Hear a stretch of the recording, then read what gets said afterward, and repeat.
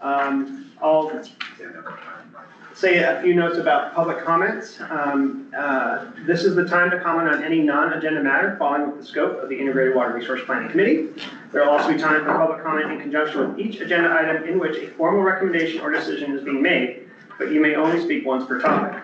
Please note the committee cannot take action on any item which does not appear on the agenda. All persons addressing the committee shall speak in a civil and courteous manner, and members of the audience shall be respectful of others. Please state your name and the place of residence in an audible tone of voice for the record, and limit your comments to 3 minutes. And general public comments to the committee can be found on the Laserfish repository page. If anybody needs help finding that, please let me or any member of city staff know. So at this time, are there any public comments? Okay, so I've been asked to give a public comment today. My name is Daniel Hardy.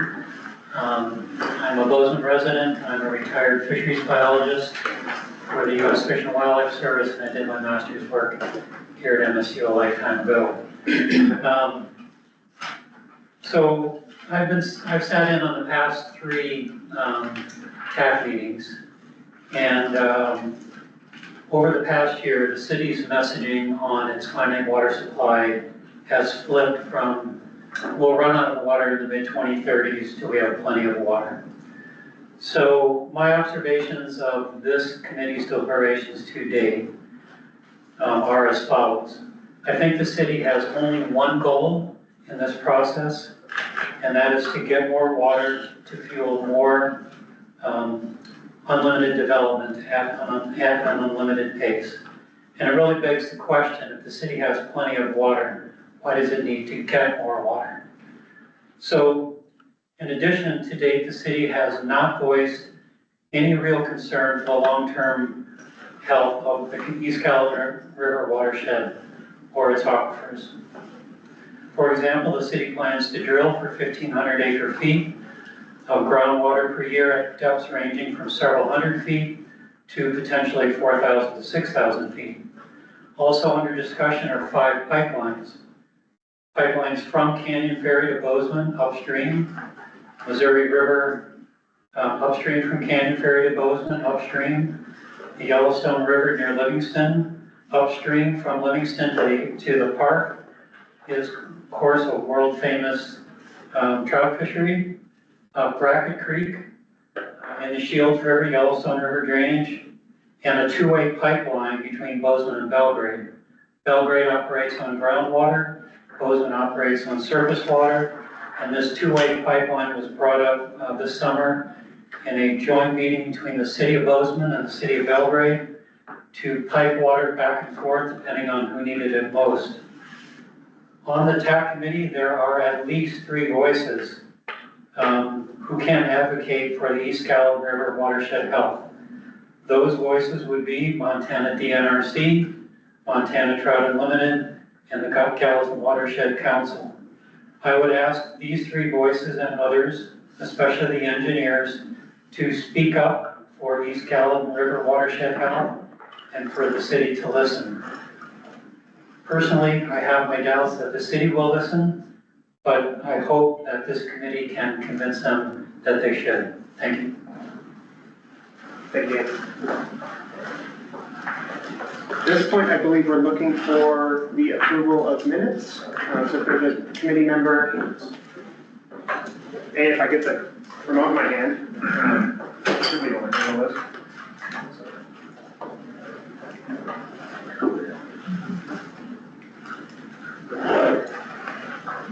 Be a member of the committee with a motion. I move to approve the October TAC meeting minutes.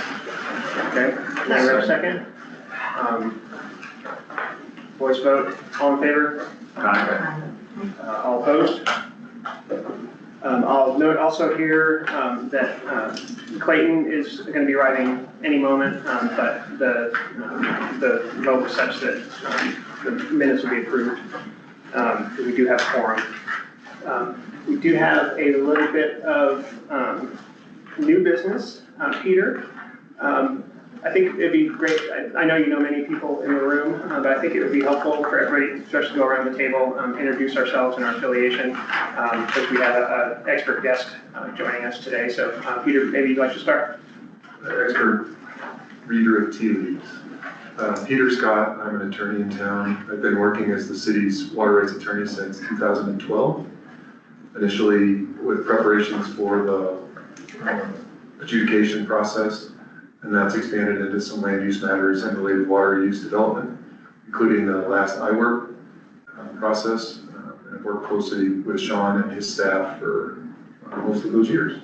Can't remember when he jumped into this, right? 2015, so the past 10 years.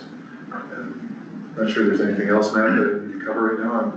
My goal here today is to see, answer questions, but also see what the TAC is considering, so that I can start getting some thoughts together about both administrative issues or potential administrative issues through change proceedings or related matters, and even potential legislative issues with it seems a long way off. A lot of bill drafting is already taking place for the next legislative session. I know DNRC is actively working on some issues and beginning to put pen to paper. So hopefully, by sitting in on one or more of these meetings, I can bridge some of those discussions and reach into the legislative process in a way that helps what this group is trying to do for the city. Okay, if we mind going around the room on the committee. I'm Rebecca Kern, partnership coordinator for the association.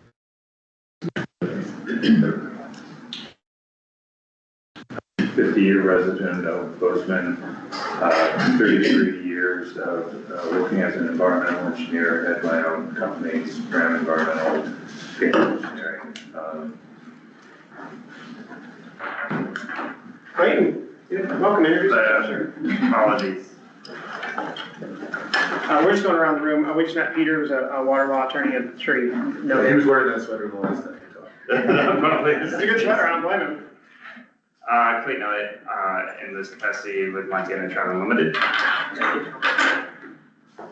Alan English, I'm a hydrogeologist with the Bureau of Mines and Geology, and I also in the past for many years worked for the Gallatin Local Water Quality District and was on the former planning committee too. 13. One of the 13. Hi, Peter, I'm Holly Hill. I'm the executive director of the Gallatin Watershed Council. Anna Holmes, yeah, Upper Missouri water planner at the NRC. Great. I'm Matt Wheeler, and I'm the facilitator in Little Else. Jessica Alstrom, water conservation manager of the city. And Sean Coates, utilities director for the city. Very good. I think the next step is starting to talk about the screening criteria. Thanks every member of the committee who spent time and toil on the online screening committee weighting tool that we put together for you. We wanted to get the group together now and share the results from the whole. We've also, knowing that if you're anything like me, you might have forgotten the way you rank things right when you hit submit. So we have handouts for each one of you individually to remind you kind of where you came down in the ranking process. There were a lot of items to put weights on. The goal of, like I said right now, is to just work through, just have a conversation with the committee on revealing the averages that came together here. Maybe talk about if there's outliers that you feel are strange that we can talk through. We also have you'll see on these slides, we have the average, and then we also have the kind of the error bars, right? So what was the lowest ranked number for any given topic? What was the highest number for any given topic? So does anybody have any opening remarks before we start? I kind of feel like I'm the Family Feud host because we're gonna get to reveal what the survey said. But before we get started, is there anybody on the committee who has any just general comments about the process or your experience working through the weighting? I have a question and comment maybe, I guess. Will there be any opportunity in this process to talk about the criteria themselves? Or is that finalized and we're just focusing on the weights at this point? I feel like we got to that point in the last meeting. We do have some discussion later on that goes to the new criteria that were added from the last meeting. I hesitate to, I guess I would take the sense of the committee when we get, maybe we revisit the question at the end of showing the rankings and see, just to make sure the committee's feeling good about what is ranked and how it was ranked. Is that fair? And then that would naturally open the door to, I don't even feel like this one exists, or, I thought of something since the last meeting that maybe we should consider in the process. Sure. Is that reasonable?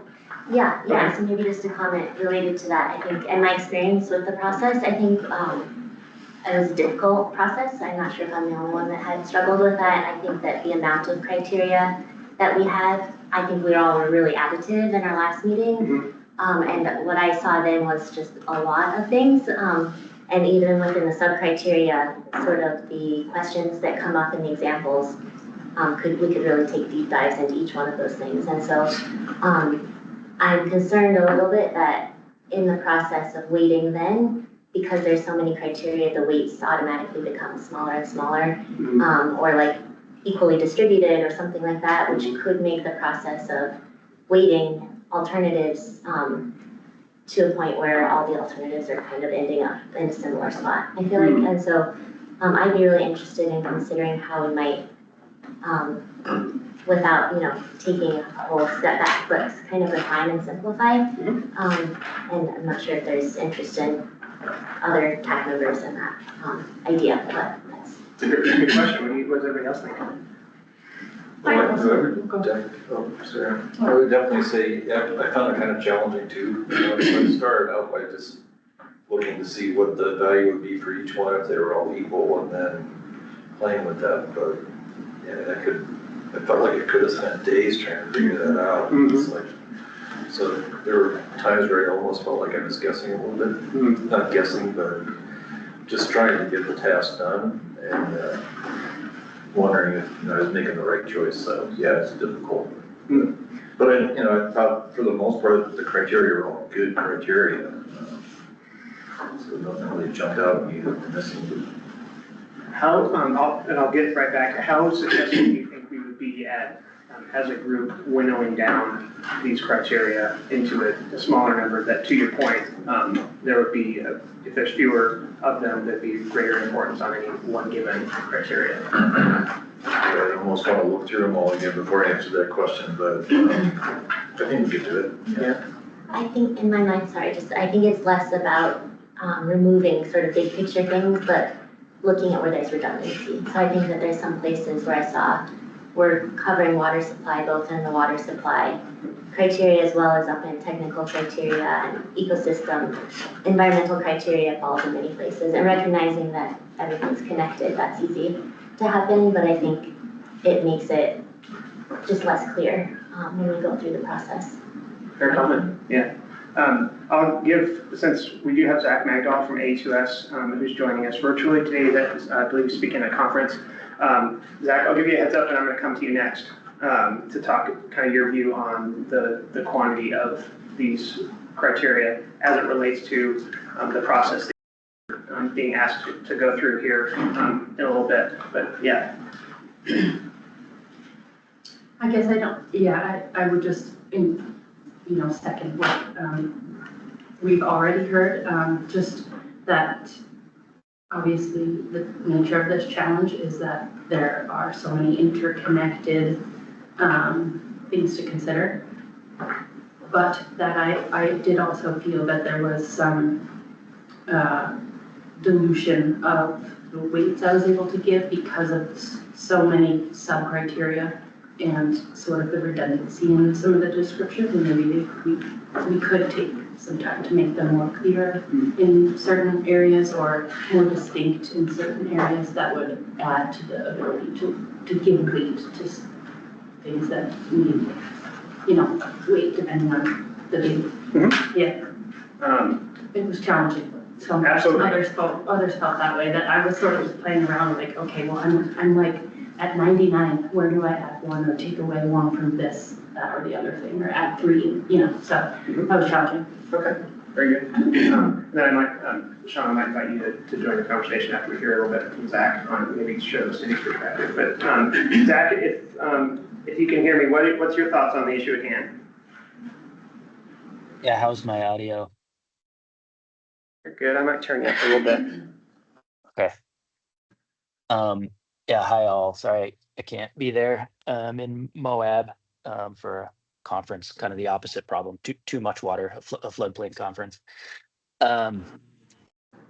So I hear what you're all saying. I did find there's some kind of um, overlap that may be confusing.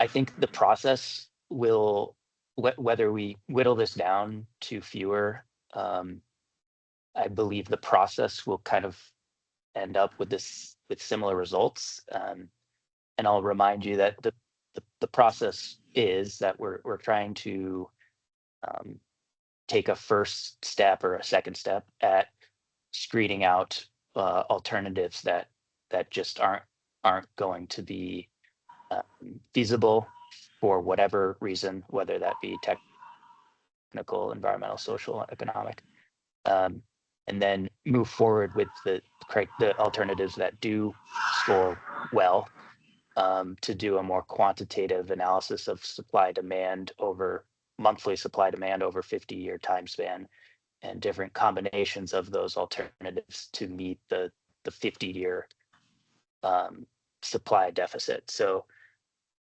I hear you, and I don't disagree, and I think we should be open to whittling this down to a more concise list, but I kind of think that the result will be no different, or yeah.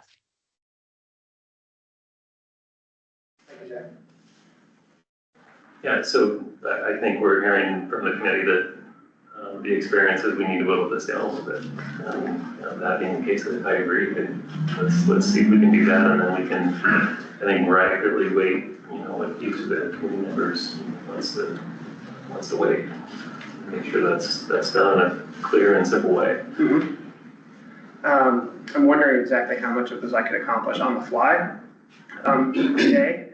I'm also wondering if the results at this point are now moot. If the committee's, no? You still want to go through them? Yeah. Yeah, I definitely think so. Okay. Yeah. But we could do another round. Oh, right, yeah. So sometimes sometimes it requires going through a process to see where improvements can be made, so. Can I add something? Yeah, please. Or just in going through these and seeing, they're very thoughtful, which I think is a part of why there's so much to go through. I don't think that's because any of this is frivolous or flippant, it's clearly very thoughtful. I'm really curious to know, it does not have to be today, I know that probably wouldn't be ready, or, it wouldn't be prepared in time for that to happen today, but I'm really curious to know how, the cogs in the machine or the gears in the machine that are ultimately going to determine how these weights are figured out for each alternative. Essentially, who, if it's all modeling, if it's a group of experts, some of these are so different. You look at some of the economic subcategories, or the subcategories in the economic criterion and the ones within the social categories, and there are just such different sorts of expertise needed, I would think, but I'm not a modeler of this sort, to actually do that weighting, if that makes sense. So I'm just curious, for my own sake, not necessarily to trust the process, but to know it a little better. That's my curiosity. Mm-hmm. Who's actually doing it, a higher level description of what the modeling is actually like, and How's the complexity addressed? Yes. So yeah, I'll go to you, Zach, and while you're thinking about that, Tim's raised his hand. I think one of the things that really came out for me was, as I was going through and figuring out what my higher priorities were, I found that when I got into social, the thing that really stood out for me is that, this is an ag town, an ag valley, and that rose to the top as far as making sure that whatever we do kind of preserves that agricultural characteristics and working within the ag community, and that is essential. But yet, when I went to go ahead and score the 5 primary categories, I found that social on a whole was my lowest category. And so I was left with that sort of frustration of like, well, the social has one of my highest priorities within it, but yet, and again, this kind of goes back to what Danica is saying, is like, how is this actually going to be used? And it almost seemed like the ag aspect, the historic aspect of the ag, shouldn't just simply be buried into social. It itself, I believe, should kind of be raised up higher to match some of my other high categories, water quality and actually being able to construct something. So Yeah. it goes back to, I think, the similar questions of how does this get used? And I could rank it so high within social, but then it seemed like it got watered down by so many other social categories in that criteria. Yeah. So the second part of that, I think is going to be great conversation for later when we attack that particular slide itself. But the first part of that, I think, maybe Zach, if you wanted to talk a little bit about, when we're thinking about you in the AE2S laboratory evaluating these alternatives against these weighted criteria, what does that look like functionally? Yeah, so the thought now is for the consulting team, so AE2S, Jacobs, WGM, to go through these and score each alternative for each sub-criterion on a scale of 1 to 3, with 3 being like the best and 1 being the worst. So constructability, for example, if it's very constructible, it would be scored 3. If it were not very constructible, it would be scored 1. Do that. So 4 individuals would do that for each alternative for each sub-criteria. This is the same process that was used in the 2013 IWRP. This is the second level of screening out alternatives, with the first one being basically a stoplight. Is this even feasible from a water rights standpoint, which we're planning on going over with you all later today. So does that answer your question, Danica? It starts to, I think, yes, part of it definitely. And then the other part is like, who's actually deciding, let's say for the social criteria, the 1, 2, or 3 ranking? So, Or for so any that of these would be, criteria? Yeah. that would be the same team, the consulting team. So it would be myself, Nate Weissenberger, Julie Merritt, and Susan Butler. At this point, that's what we have kind of laid out with the city. I don't think that's finalized though. And I'll also note that the word deciding it has a lot of weight there. Okay? Yeah, it does. So it's my understanding, correct me if I'm wrong, but the current thinking is that AE2S would come forward with their analysis and their recommendations on these topics. We would bring that to this group and the PAC. We were thinking at that point we would probably have United vote as the WAC at that point to have that conversation in depth as a united group, and that currently, at least at the start of the meeting, was planned for the first quarter of next year. We were hopeful that we would get out of here with group consensus on what the weighting should be. Sounds like we might be getting away from that, which is fine. But the idea is that AE2S, after a period of study, they need 6, 8, 10 weeks to do the analysis of this, and then be prepared to come back to this committee and make their recommendations. Is that helpful? That does help, yeah. Is that, let me ask the committee, what do you guys think of that approach?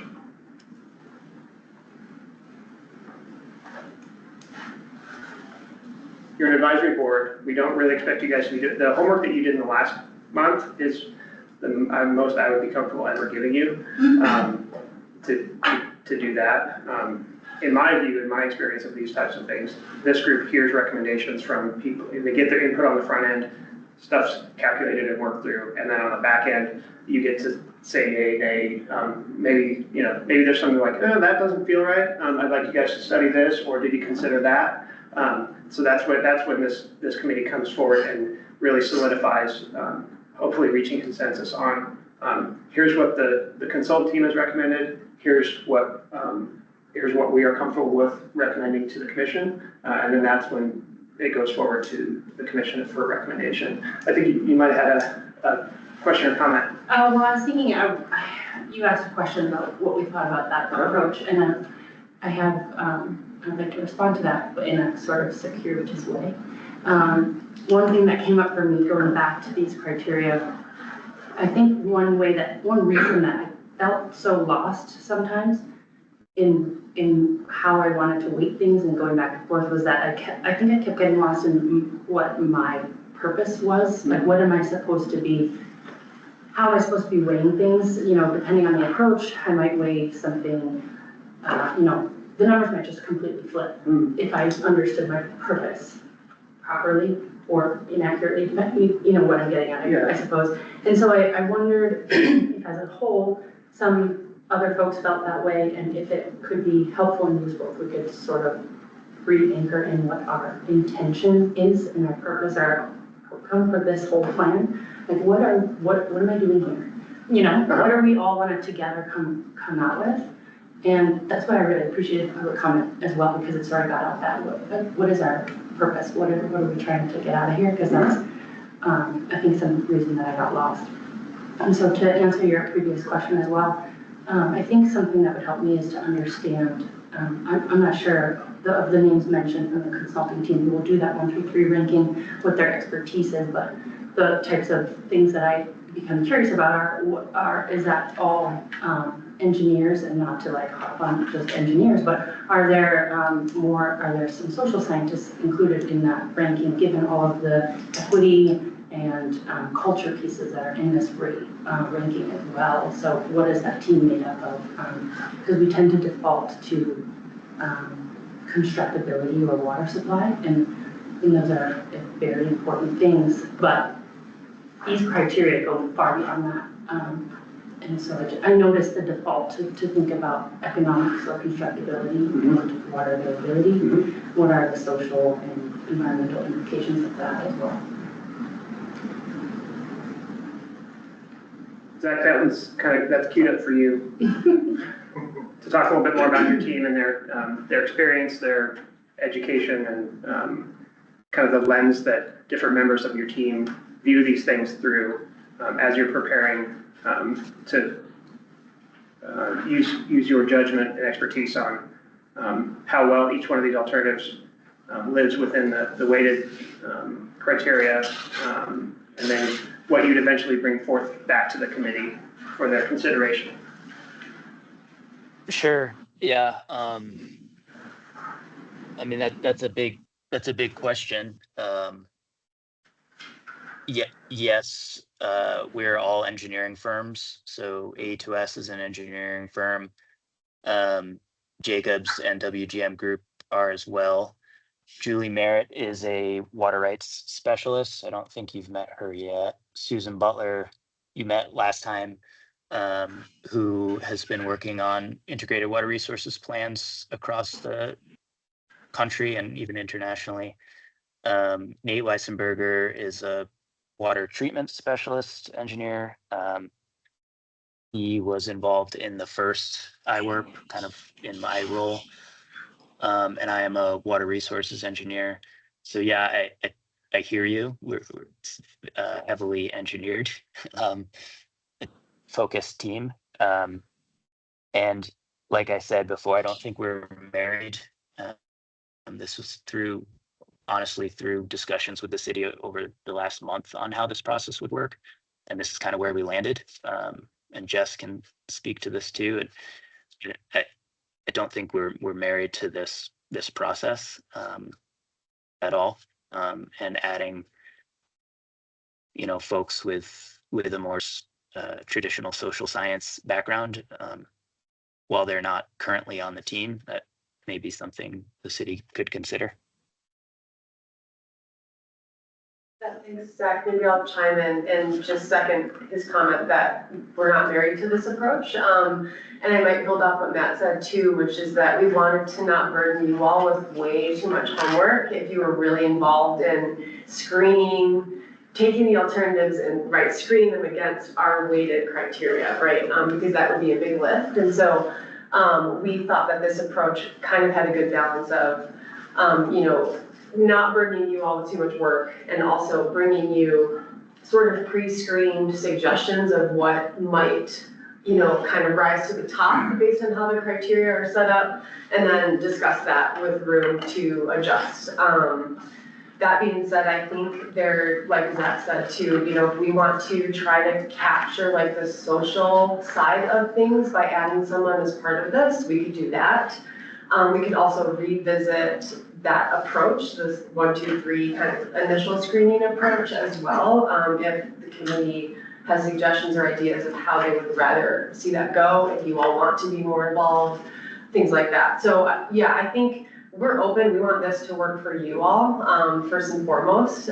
We just, didn't want to ask a ton of you in terms of time. So does anyone have any initial thoughts about that? You would rather be more involved in the actual screening of the alternatives against the criteria? Or, do you prefer the approach of seeing where, our consultants land and then discussing that? I think we really are open to all of this, so. I think it would help me to remember, and I can just go back and look at the public engagement pieces of the plan too, because I imagine I don't feel comfortable doing that screening in a silo myself necessarily, but I think if that's expanding out to my board and our membership and that sort of thing, I feel like our community getting their input on the social criteria, for example, or the social ranking. I think we each kind of have our pockets of people to be sharing this with potentially, and getting some public input on rankings, I feel like could make the plan really durable and feeling like it's supported by the community, and maybe those aspects are worked in and I've kind of forgotten the public engagement pieces that are coming up. But in some ways, I think the earlier the better. And I know you guys have done some things already, getting the word out. But there's the experts that are doing the ranking, and then there's also the community sort of being engaged in that process to some extent also. Mm-hmm. Yeah. So this body and the PAC are really just two elements of a multi-legged stool. As you noted, that we're trying to share information and gather feedback on Engage Bozeman. There was also some efforts earlier this spring to go to outdoor markets and other places around town to raise awareness and spread the word about this. My current thinking, and I'd love feedback on this, was that when we get to the point where we have the criteria and the alternatives kind of being under study over here, we can then ramp up our outreach and education campaign to the broader community like that. We also have, as part of our scope, the task of conducting in-depth interviews. So people like members of your board, for example, we like to, at Raftellus, we like to think of those as influential people in the community who are aware, who have a notable voice, have a variety of different perspectives to look from. So we're planning to conduct a dozen or 15 in-depth interviews, one-on-one interviews, where I would have a conversation with those individuals and ask them kind of their perspectives on things. So this is just one of a multi-legged stool. And of course, that process that we designed has been fluid as we've moved through this. And hearing now that we might need some adjustments is welcome and just, good news, because it tells me that the committee's engaged and you guys are interested in having as good a product to come out of this as possible. So I think in the same vein, hearing your flexibility is great. Yeah. So first thing, I think, to answer your question, I guess I would prefer that we have the consultants do the deep dive and then we kind of look back on that. And then I guess the other general comment is that, it's always tough to do these kinds of, you do the rankings and then you do the weighting on top of that. And so these are always hard exercises. They're never, I can't say I've ever done one where I felt like it was really perfect. So, but, and getting at the idea of sort of what angle you're looking at this from, I think that's part of the idea of the TAC is that we have different perspectives. And so I think given the number of criteria and the factors involved and the way it was put out, even though it's difficult, I think, it's pretty well covered, and that gives an opportunity for some of those different perspectives to come out. And so I do have some faith in the process to where, ultimately, if there's something that's really out of line, that between the group and the consultants, it's gonna show up in this process. And so I would be hesitant to really mess with it too much. I mean, I think we could maybe tweak it and change it, but I think they're just always kind of hard, and I think this is a pretty good, solid effort. Hopefully, those issues that we just talked about get worked out in that process. So, be nice. Yeah, thank you, Tim. I have a suggestion based on looking at kind of how everything. Everyone do my reveal yet? Are you jumping ahead? Sorry. How it all averaged out. And again, kind of going back to my comment about how some things that I felt important were kind of watered down by the ranking within a certain major category. Something that might help in giving our input to you is, what if we just took all of the criteria, all the sub-criteria, and just say, for each one of us, what is our top 10 or top 12? Interesting. And then that way it's not buried within an averaging of, within a major grade, I think that would be really interesting for us as a group to be able to come back to you and say, these are our top 10 to top 12.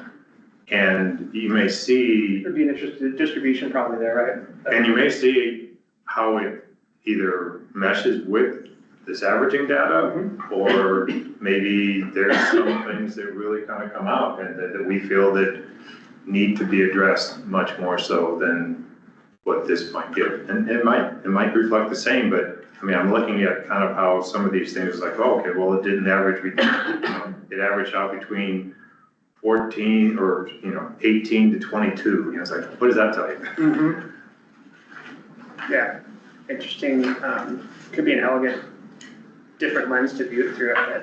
Zach, how would a data point or data points like that, what you just from the hip there, how would having a data point like that be a benefit or a cost to your work?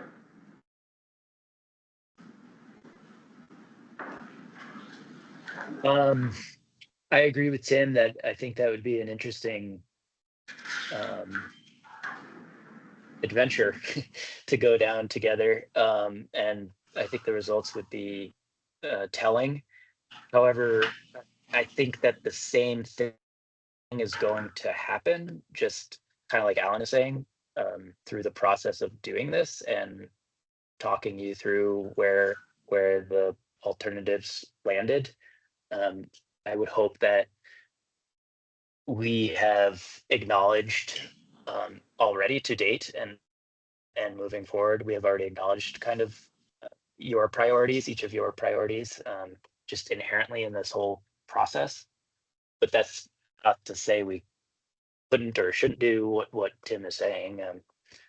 I guess I'm going back to what I said from the beginning, is that I think no matter how you slice and dice and cut this up, and the results are going to be fairly consistent.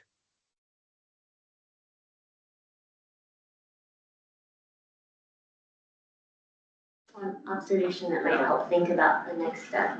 I think we're, again, recognizing all of these things are very important. So the winnowing feels hard, right, to get rid of anything. But if we look at social criteria, for example, I'm seeing in there, I think somewhat it's around how each of us is defining things. And when Tim thinks of quality of life, it might be different than how I think of quality of life, for example, or something like that, right? And in the description here, I think what sticks out to me is like golf courses maybe, or like, but then it's also says ecosystem services here. And so like, which of those feels like how we are all defining quality of life?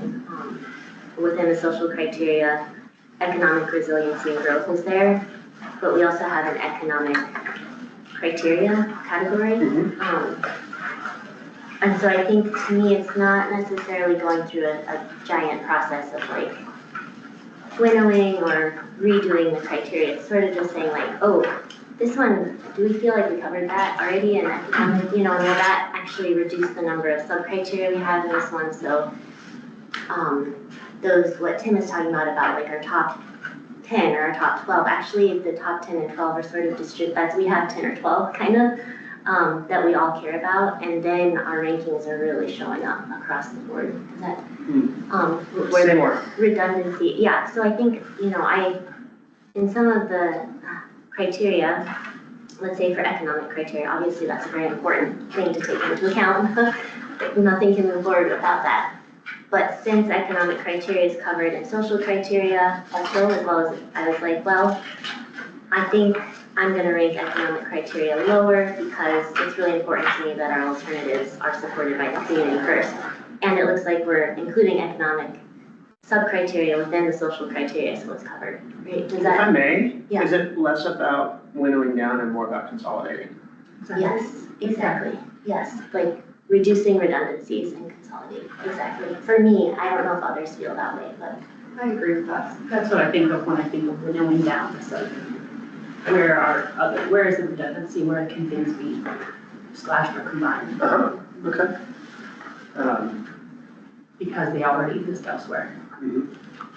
And I agree, I think what Zach was saying about, and what Alan is saying about the process not being perfect, I agree that we don't all have enough time in this process to have it be absolutely 100% perfect, and we all probably have different ideas about what that is, but I do think that the criteria feel kind of foundational to how we're gonna come to making decisions around alternatives, and so having those be crystal clear feels like a foundation for making the process move more smoothly when we get to that point.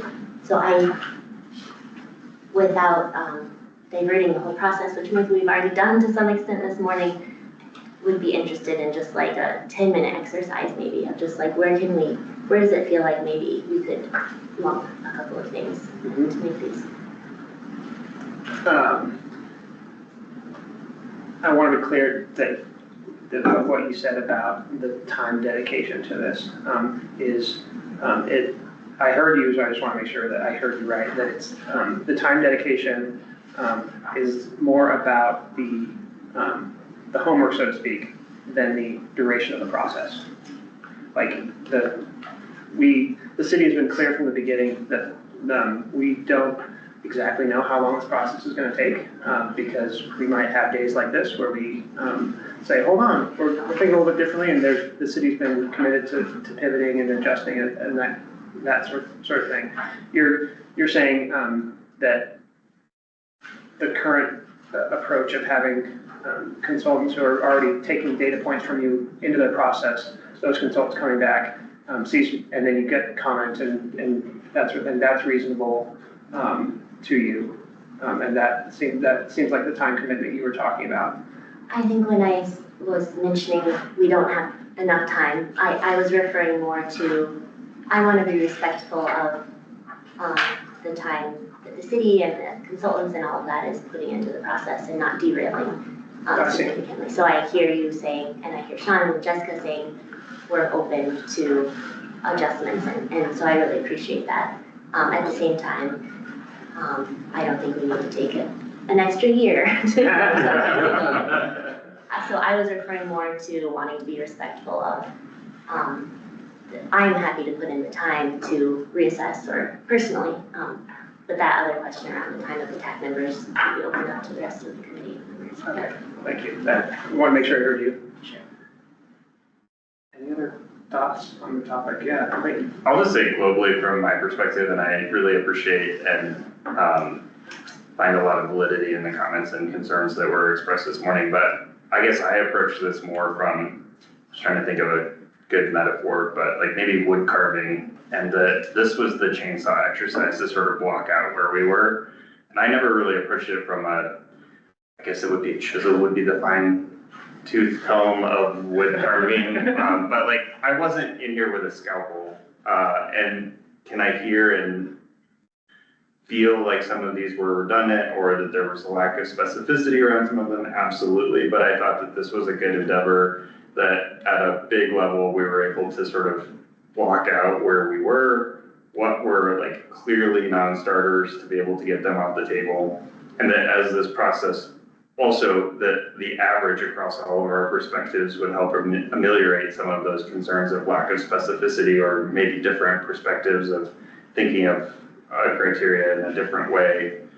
And that as we go through this, we're gonna continue to refine and go more to that chisel or scalpel kind of approach. So I feel comfortable with where we're at. I think that like moving forward, let's look at where the averages landed.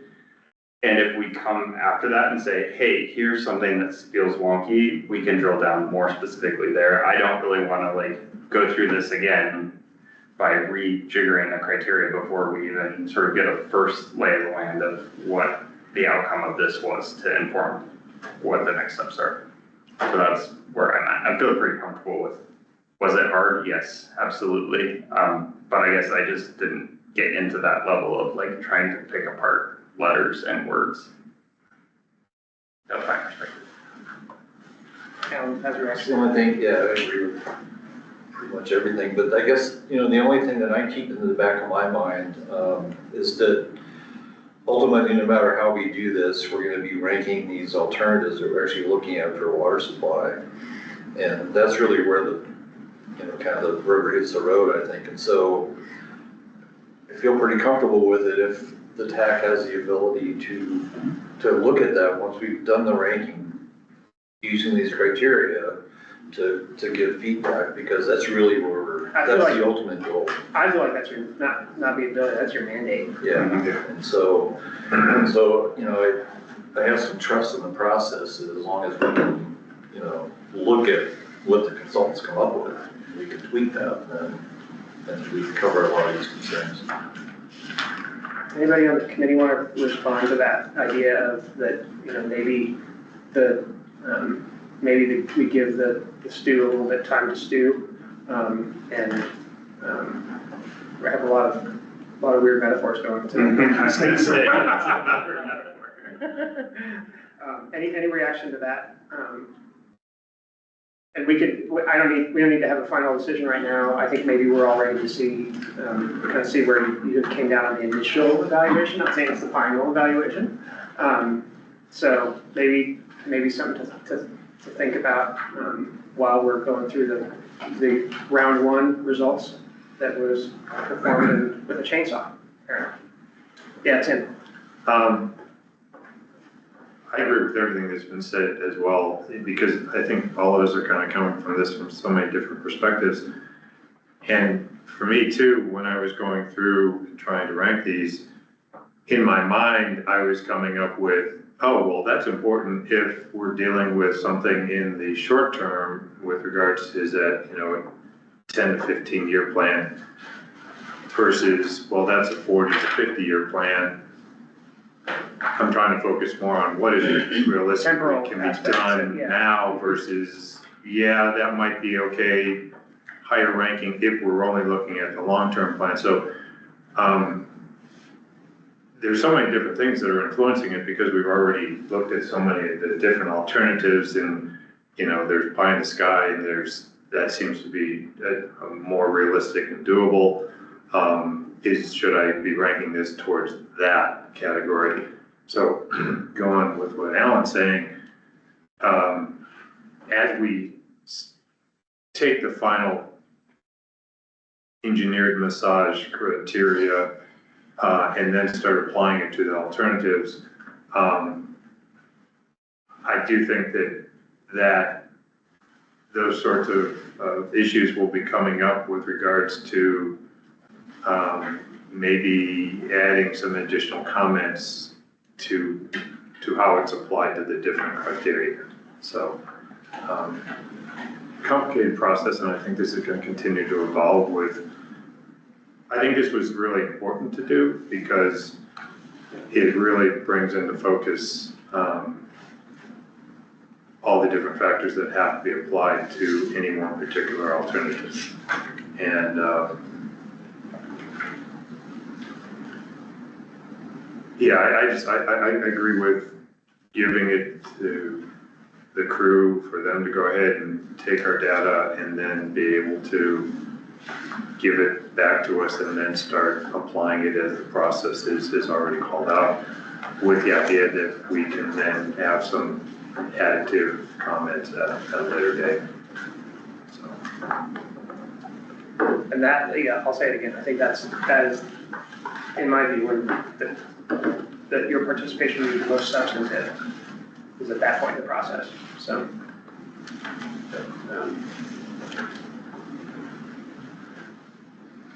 One of the prices, right? Not Yeah, no, Holly, to further delay one Yeah. last thing, I think is just, I heard maybe a confirmation of the water supply being our mandate here, and that's going back to kind of Rebecca's question or raising of our purpose.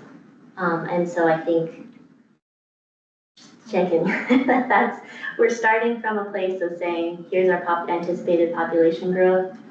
And our purpose here as a TAC is to identify a water supply that will meet that anticipated population growth, correct? So it's not saying, here's our available water supply in our limited watershed, and how are we going to, I think maybe this is in a growth planning doc, it's like sort of a different plan, maybe, but like, comes up here too. But how are we as a community going to grow in a way that adheres to what we physically have available to us in a sustainable way. So, but what I think I'm hearing is starting from the first piece, is the water supply is our mandate, is that? When I use the word mandate, I'll just be clear, I was talking about your mandate is to go hopefully with a consensus recommendation to commission and saying, here's what we recommend be the components of the IWRP update for 2026. It'll be by then. I don't know if anybody else wants to speak to the elements of kind of the basis of planning that we've been talking about and those types of elements and how they plug into the process. I'll let Zach think about it if he wants to talk about the basis of planning more. But Zach, while you're thinking about that, Holly, maybe I'll just add, I think what you said is correct, but I think maybe just to reiterate that there's also like the value piece, right? Like the social criteria is an example of that. Like, yes, how do we make sure we meet future demands, but also doing that in a way that would be well received by the community and, make sure that we're also, like to the extent that there's been a lot of discussion about, ecosystem services, natural solutions, those types of things, right? And I think it's yes, is the amount of water the right amount over the, planning time frame, but also like giving a lot of thought to where that water is coming from and if it's meeting kind of your values, right? And what we think the community would value as well, which is of course tied to how we weight these criteria, but I just wanted to add that part. But Zach, do you have anything to add about the basis of planning and how all of that sort of informs this process? Yeah, I appreciate that comment, Holly. And it's making me think a lot. I think that the primary, and I'm not the city, the city should speak to this as well, but the primary goal of this document is to lay out water supply alternatives, including conservation, that will meet a anticipated growth rate. The primary goal is not to define or establish what growth will look like in the area. It's to respond to growth that is happening and anticipated to happen. But so so but we can't ignore the fact that um, you know growth is a sensitive subject in the area, and um, we need to acknowledge that, and I think that the document will do that, kind of through the process of what we're doing with you all and the PAC, uh, and the public engagement. I think it will speak to some of those values and concerns, in the document, and what the city decides to do with it is the city elected officials' role, right? That's not our role to. It's really just to lay out um, options for meeting a projected growth rate. I hope that kind of answers the comment. It's a big comment, so I don't know.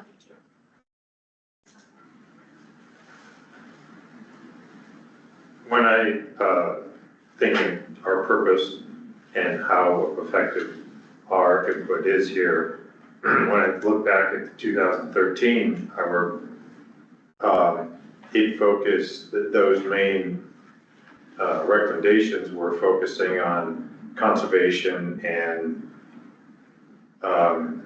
systems within the distribution of water, and that became highly effective. I mean, the conservation program was just amazing, and then the work that's been done to go ahead and it's like, where are we losing water, and the inspection of piping and improvements, and the results were substantial.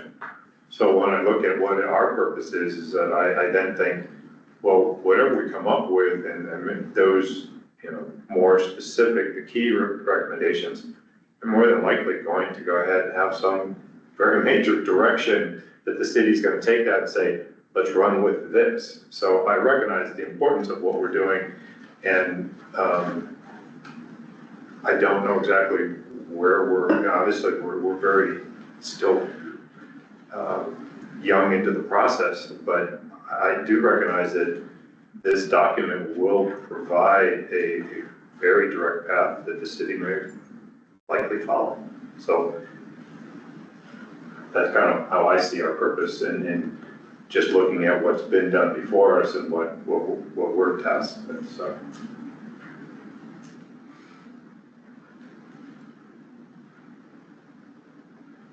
I'm gonna hit the button. There we go, right? Hit the button. So was this factored into today's schedule? This? This last hour and a half or whatever it was? It was anticipated. So let's. Hit the button already, what are you doing?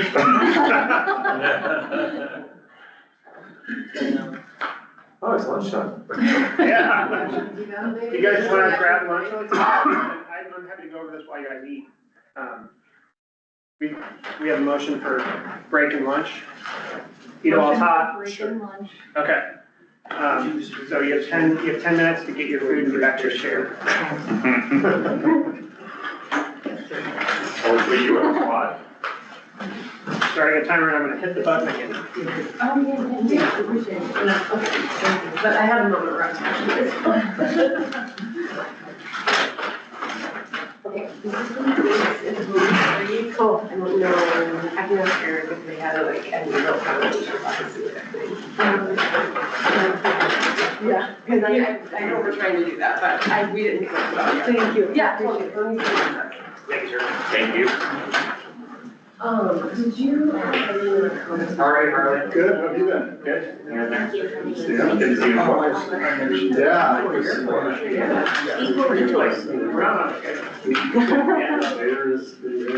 They said, okay, well, yeah. No, the. So going forward, yeah. Yeah, so. Just kind of update. Okay, I love that. Yeah. I mean, I think at some point, you know, just some of you guys look for this and.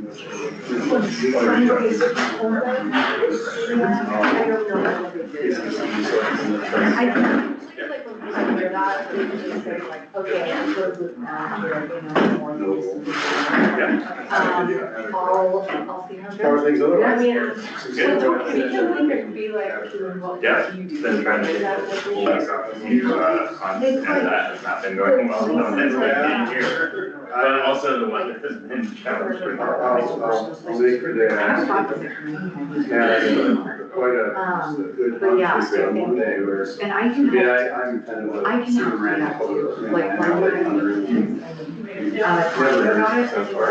Turns out my next door neighbor I tell you. is, has an interest in rental type. Well, they'll feel you. Okay, because if you're like, I'm not rolling the dice, I'm totally, well, then I feel bad at It's okay. So we drove up Monday morning and by 8 o'clock in the morning. Just beyond. On the ground? Down on the ground and go back in an hour. So that's what I keep hoping for, because I do the contact in my ear. One of these days, it's just gonna click. Yeah, this, you know, it's my, wife is kidding, saying. That's like on the in the northeast neighborhood of downtown. In. Yeah. Yeah. Early days. Yeah. I can check out. Yeah, but fill the freezer. I'll take the easy.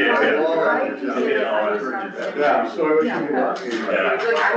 I can take that from, yeah. Don't worry about it, you're good. Phone service. Hey, Peter, Harley Harris. It's been a while, but, thanks to say hi. What's that? I was actually sitting here with you. Well, yeah, I mean, it's from a long time ago, you know, obviously, so, but I'm actually, What are you doing? Are you looking to get on the? No, no.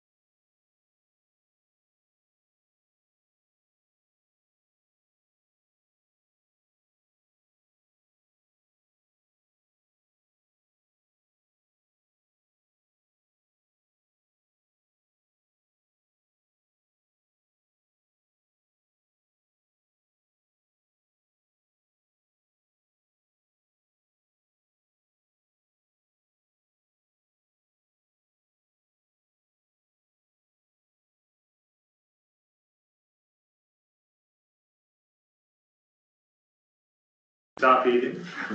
So here's, I'm gonna wait till I finish eating first. so to communicate my plan for the rest of the meeting is, with your blessing, I would like to go through the results of this, pretty quickly.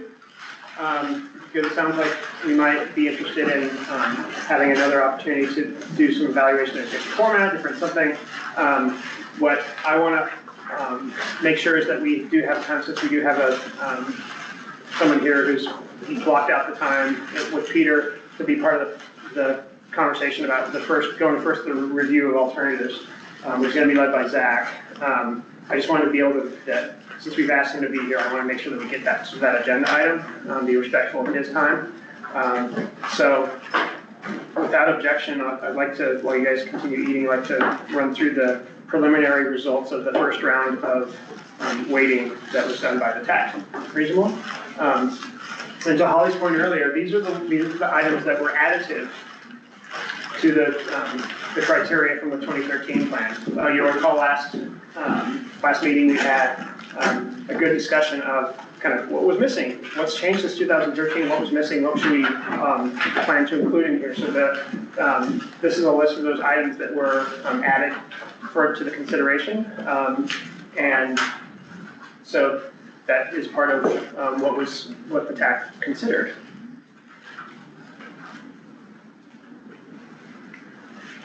Eric, I was in love with your clicker, and now I'm not. Because it loses the selection of the screen. Oh, okay. But it was because I muted the teams. Oh, okay. So you'll have to forgive my note, which I didn't want to blow up the whole presentation once we got it working on the screens. I thought it would be helpful as a presenter to have kind of an animation of a slow reveal of the items on this slide. The slide themselves, the graphic that you have in your packet's pretty busy. So I thought going through one by one would be a little bit helpful. So that's my note right there. So on the technical side, on the left side of the graphic, you see that what the average is from all members of the TAC committee who've weighed in on the issue of the technical area, okay? The technical outliers, these are kind of the low end, high end. So the lowest anybody on the TAC scored, this technical issue was a 13, and the highest was a 25. Gives you an idea of the spread, okay? Environmental, the average score was 26. And the spread there was was 20 to 35. Social, the average is 18, with the lowest score given as 10, and the highest score was 25. Economic, the average score given was 17, with the low being 12 and the high being 20. And the last one here, the average score was 19 for water supply, with lows and highs of 15 and 21 respectively.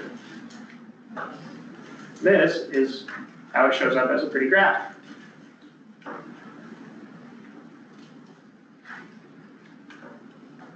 I'd like to go through these and then we'll have some time to chat through, if that makes sense. Tim? Did you print? I don't have this page. It's just missing from the slides. Yeah, I For some needed reason. to print because it was animated. Oh, okay. So- Could you just hang on? I just want to jot Look like blanks. things down real quick.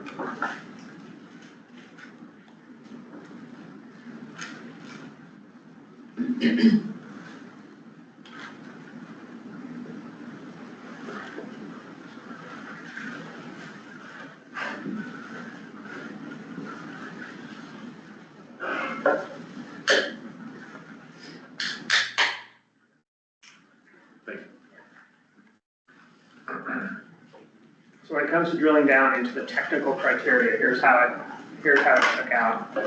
I find it's helpful to look at the graph and then the items on the right to see kind of the high and the low from your fellow committee members.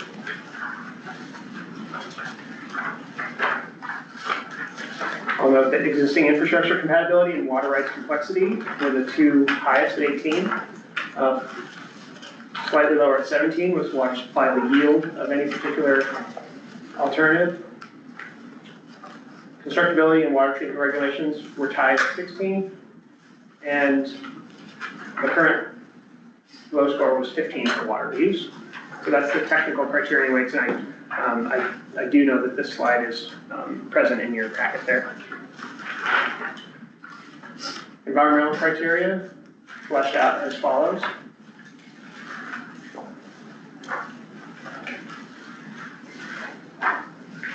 One person put a big 5-0 on watershed resiliency and ecosystem services. The lowest ranking there was still pretty high at 25 for that area. Clean Water Act compliance had a low of 10 and a high of 25, and the others shook out, as you see here.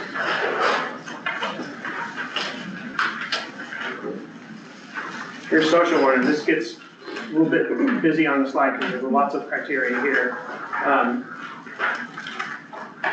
The highest one coming in at Tim's issue or question or comment from earlier about the importance of preservation of agricultural heritage within the social ways. That ended up being the most important on average to the group. Overall public support came in right below that. And then it looks like economic resiliency and growth came in as the third for this area.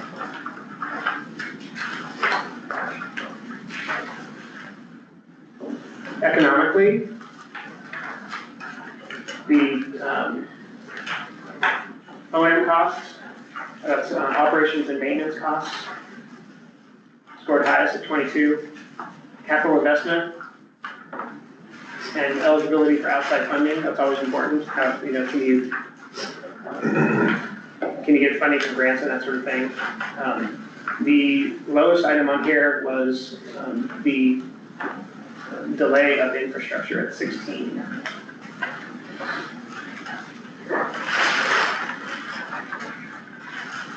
When it comes to water supply criteria, the highest one was the highest average score was 20, and that came with reliability and control of the supply. The next one, 18, the proximity of the water supply. So that was also that coming in second place. That was pretty important to the TAC. Redundancy, resiliency to the climate, and then storage volume potential came in at the very end. So, having gone through that very quickly, is there anything, and again, keeping in mind the plan for the rest of the meeting, anything in those initial results was a surprise to anybody that you wanted to have further discussion about at this initial point in time?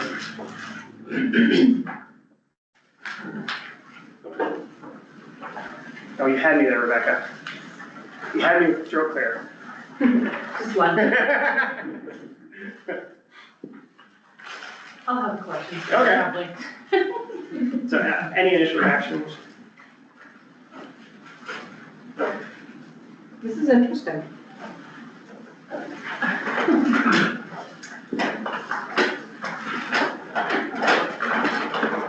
So, yeah, sorry, Tim, yeah.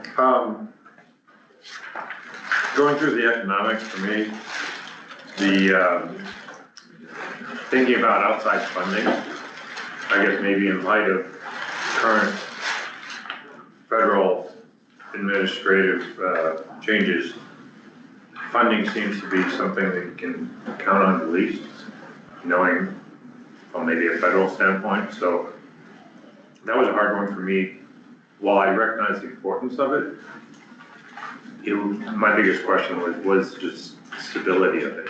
You know, how can you count reliability on that? Yeah, even if it were to be awarded, is there any guarantee that it's still going to be there when you actually need to have the cash come in? So while I recognize the importance of it, I just really felt I couldn't score it that high without your confidence was so without any confidence on it. So something that just kind of thought about it as I was going through that one. since we're talking about that one in particular, I think I took the approach of considering how that one's related to social acceptability. Yeah. And where if we're getting outside funding, maybe there doesn't need to be that level of social support. And so I weighted that one lower, I think. But also as a nonprofit, recognizing where you really need to depend on outside funding to, right, so that was a difficult one, but that's how I weighted that one myself, was lower because of the public support aspect, potentially. I thought about it the same way, that the public should be in support of those things that are gonna cost them more. Yeah.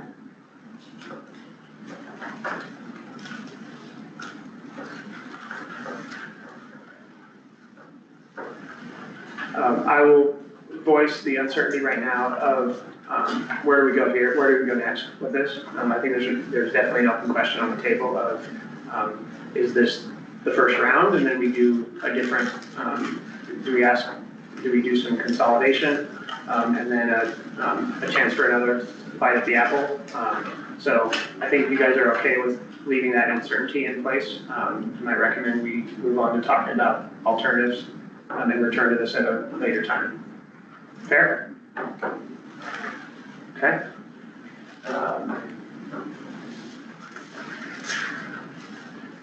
Zach, did you get lunch?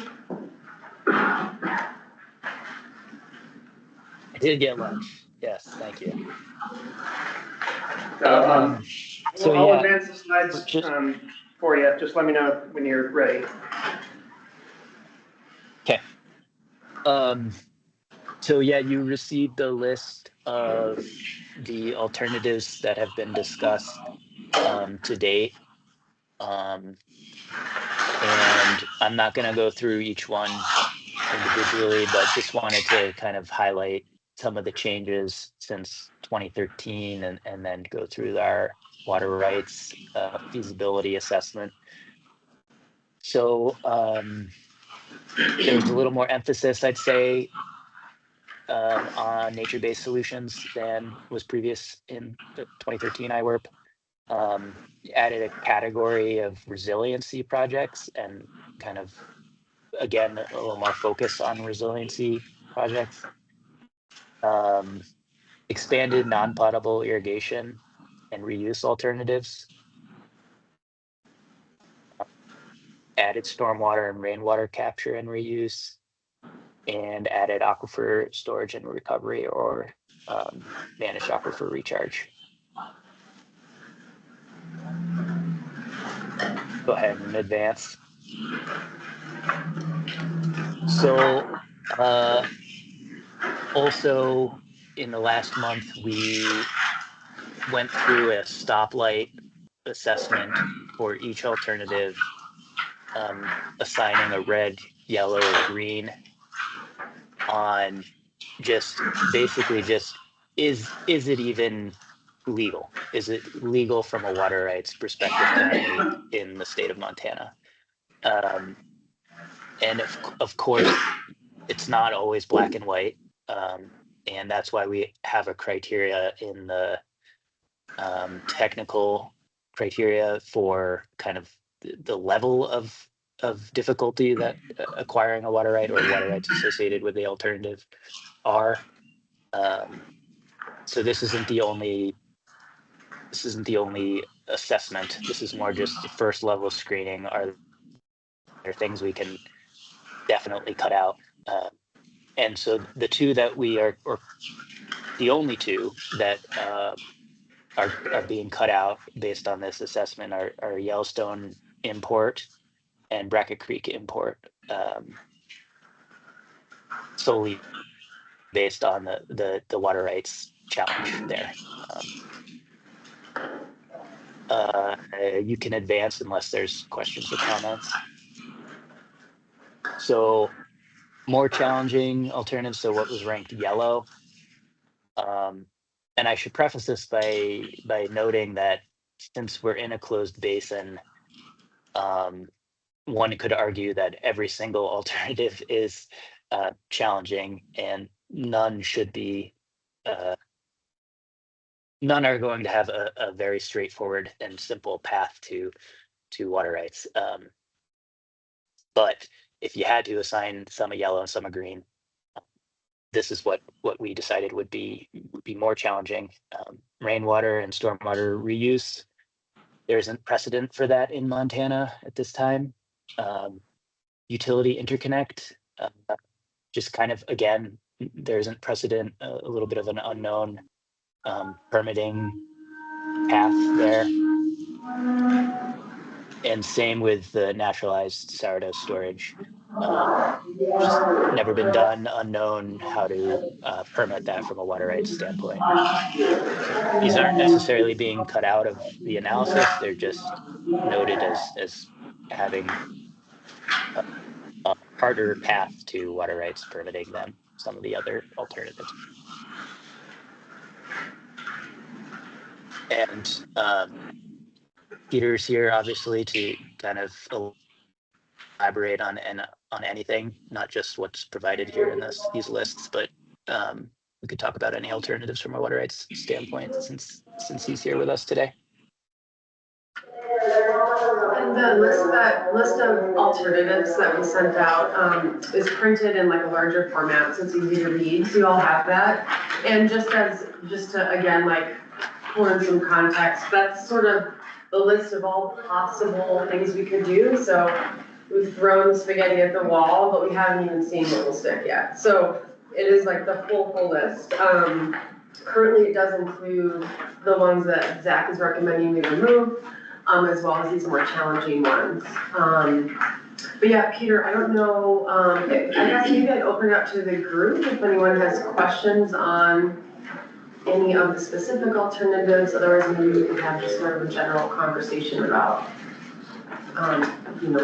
challenges associated with, getting a legal water right, really. That's kind of what that's why we have Peter here, is really to focus in on that piece of it, recognizing there's a lot of other pieces as well. But.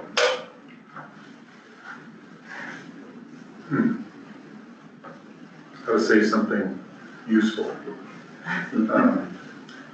A lot of this will be, most if not all of you have been working with water a long time, so I don't want to start at the very basic level.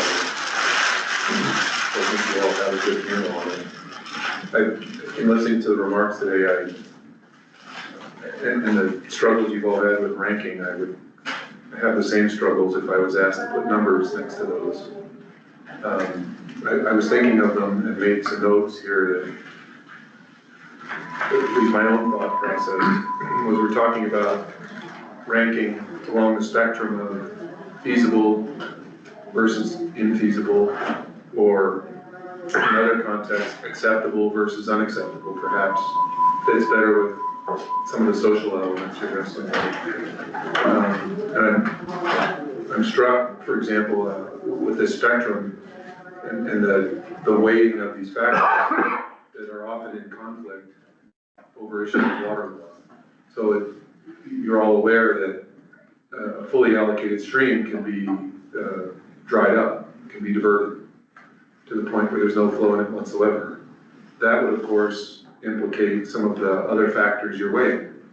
So I wrote down here as a mental exercise, if you have to impact a source in Gallatin Valley through this process, which one and to what extent is tolerable? Is there a stream that could be dried up completely in order to meet projected supply demand? Does the environmental concern mean that the priority is to distribute the diversion and use of water so that no single source is unacceptably impacted? And how do you weigh those things? So then transitioning into water rights specifically, I'm going to leave you to wrestle with that question. As we've heard today, and as you all know, the basin's closed.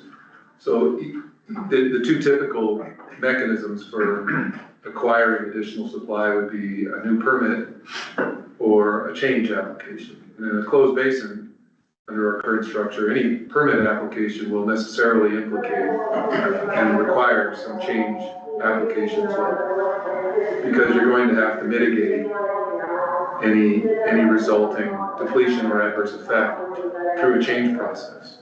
So that means identifying available water rights that can be used or changed for use as mitigation to offset a new permit.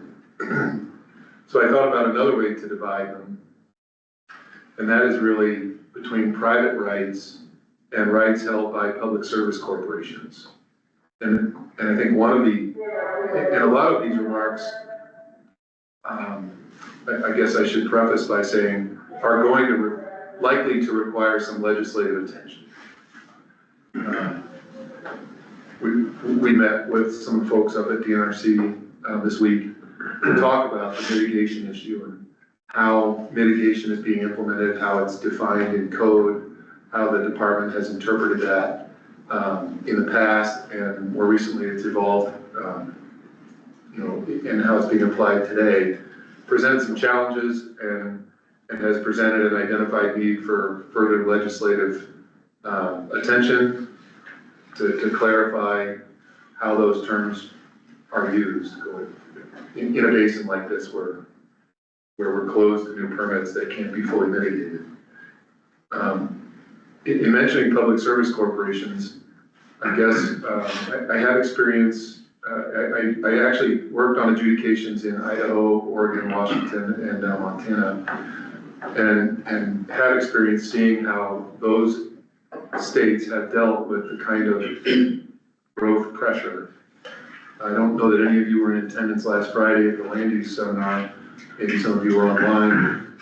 There's a slide deck, which I now wish I brought, showing the expansion of exempt wells. If I could throw that word out here without being chased. And it shows the proliferation in Washington state over a period of decades. And I made the remark, and I stand by it, that that's the sort of land use pattern that drives policy changes.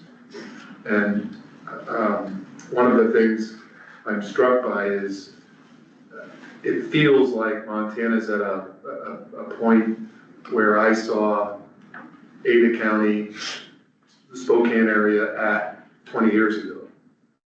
And some of the ways they've dealt with it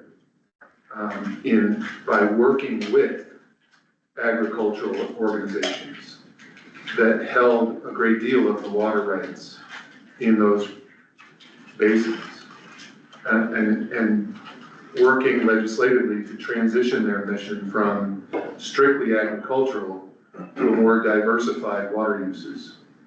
And it was beneficial in several respects. It didn't necessarily put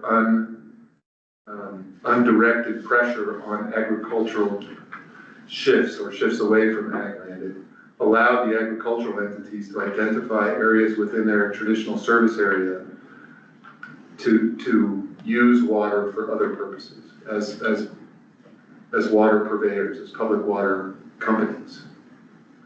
And that in turn allowed them to monetize some of their water rights in a way that allowed them to maintain their agricultural infrastructure and continue to provide that agricultural service to their members. One of the things I see here is, and I think is unnecessary and hopefully changing, is tension between agricultural and non-agricultural uses, rather than an effort to make those things work together. So a simple example, if the city annexes a piece of ground which has a water right pertinent to it, the challenge is making that agricultural water right useful for the purposes that the land is now being put to, as opposed to irrigation or agricultural irrigation. And the obstacles to that are profound. Far simpler in recent years for the city to acquire shares up at Highlight and make immediate use of that water without the administrative burden and the uncertainty that goes with it. So if you analyze that, you've not only taken the land, the land that's been annexed out of agricultural production, and the water rights are sort of in limbo, but you've also now taken water out of Highlight that would have otherwise been available for agricultural or other purposes, and used it to supply water to the growing area that's been annexed. Sort of a double whammy. And we should figure out a way in the state to make sure that's not happening. And how do we do that? It's creating a change process that respects and protects existing senior water right users, but finds a way to allow water right that's really not practically available for the city, at least not without enormous public expense, and figure out how to make that water usable. Because the rights are on the books, but now you've got, as I said, significant water rights not in use.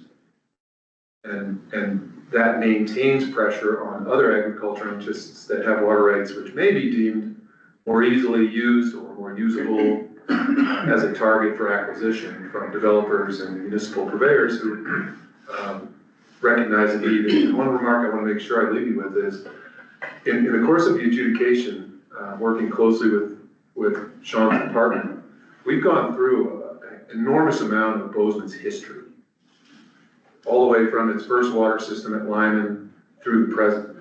And I can say quite comfortably that there's really never been a point in Bozeman's history where the city had access to water, legal access to the use of water, that meets the reasonably foreseeable future needs of the community at any point in its history. There are a number of documents, historical documents we found, stating clearly that the city was 10, 20, or more percent below what it needs today to meet its existing demand. So it's always been chasing water to meet, and you can define this differently. In the Fort Peck case, the court accepted a 40-year planning horizon as a reasonable approximation for planning purposes. Whether 40 years is the right number, or should it be 50 or 70, I sort of leave to the policymakers. But the city's certainly never had 40 years of water available to it to meet projected demand. We have projections, engineering projections and reports going back very explicitly into the 40s, and prior to that into the 20s and teens to substantiate this. So you're not wrestling with a new problem. And I don't think the question is, how does the city acquire enough water to fuel unregulated or unmitigated growth? That's not the issue. How does the city ensure that it has an adequate supply, subject to sideboards, to meet the projected demand, which I think we all recognize is likely to continue for the foreseeable future. So you're tasked with a challenging process to identify the means by which the city meets that demand in a place where we can't create, I shouldn't say can't, where creating those supplies is challenging, it's difficult. Whether it's through storage, that could be surface or subsurface storage, whether it's managed recharge, where you're sort of generally adding water to the system for use by water right holders in their respective priorities, or whether it's more of a aquifer storage and recovery, where you're putting water in the ground for the use of the entity that put it there. You can think of that similarly to surface storage. In our system, generally the surface storage belongs to the person that put it in storage, but there are circumstances around the nation where water is simply released from storage in the same fashion as managed aquifer recharge to meet the needs of downstream appropriators. Those tools are out there, but obviously they present challenges. So that's what I had suggested for kind of a general introduction, and then I thought perhaps we could talk about specific alternatives and where those challenges lie. In virtually every instance, it's going to be the administrative change process. Yeah. Can you just clarify what you mean in terms of water right ownership between private versus, you said, public service corporations? Public service corporations. Exactly what Yeah, I'm borrowing that from case law, most recently the Curry decision at Andre Canal Company case, in which the court said that the project was allowed to retain ownership of its water rights based on the establishment of infrastructure necessary to fully utilize them. So they built Lake Francis, they built a diversion and transmission system capable of delivering water to the entire project area. Over the course of time, the project has developed, I think it's in the range of 40 to 60% fully developed, leaving a significant amount of water in the hands of the company that has not been put to its ultimate intended use. And I use that phrase advisedly. The beneficial use in that instance was the act of storing it and making it available for sale. So it's been, quote, perfected for that purpose, but not ultimately put to the intended final use because there's still areas within the project that have not developed. And so in a municipal sense, we're borrowing on that. If a city owns water rights and it has the authority to use it, and to be clear, I'm talking about the growing communities doctrine in this instance, holds sufficient water rights to meet its reasonably foreseeable future demand, it does so as growth occurs within, and again, another term to be careful with, within a designated service area. What defines that service area is still a little unclear. Again, I call for identify the need for some legislative clarity. Some case law out of the Water Court, the City of Belgrade, the City of Manhattan decisions suggest that a historic planning boundary constitutes or may constitute a service area within which historic rights may be used.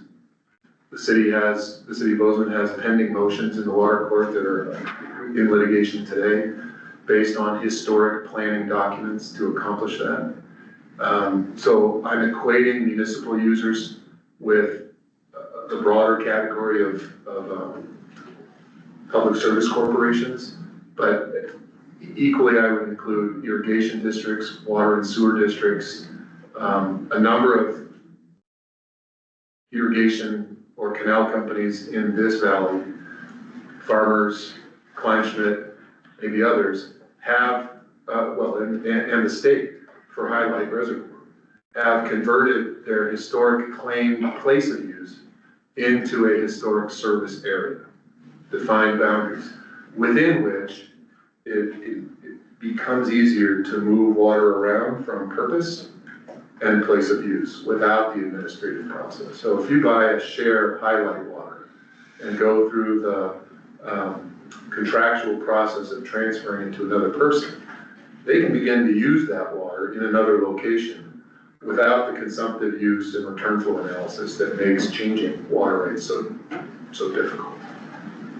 And that same principle applies within Pondere's service area, and it somewhat remains to be seen whether farmers will be in a position to move water around, whether Les Gallatin can move them around, and if so, for what purposes. I don't think there's a clear rule that governs all of those entities. It's going to depend largely on their documents of formation, their bylaws, their historic practices. In the Pondere example, they had sold water for municipal use historically. So it didn't come up really directly in the case, but one could argue that the historic use of that water for sale includes more than just agricultural irrigation, presumably stock water as well, but also perhaps municipal rights. And so if you put a project like that hypothetically, or put a growing area within that project service area, you could imagine a situation where that company is able to supply water for growth while using the revenue from that to maintain its existing mission to supply water to ag. Another good example in the state is Grass Valley French Drain over in the Missoula area. my understanding, it's been a while since we did one change over there for mitigation on the Clark Fork. And my recollection is they created a B class of shares and changed a portion of their water right to serve those B shares. And those B shares are left in stream in the Clark Fork to sell as mitigation for depletions caused by new appropriations downstream. So I had a client that had a groundwater permit granted based on the purchase of those B class shares as mitigation. So that water is now in stream and stays there to offset the depletion from that application. And the company benefits from that because the applicant who holds the B shares is paying assessments every year on the use of that water for mitigation. And those assessments in turn go to maintaining that ditch system, keeping the diversions working, paying their ditch rider, all of the things that go in with it. And you contrast that with some of the companies, historic companies here, who are seeing their water users diminish and the area they're actually delivering water to diminish. And they're not recouping any of those, and now they're maintaining infrastructure with less and less actual water users.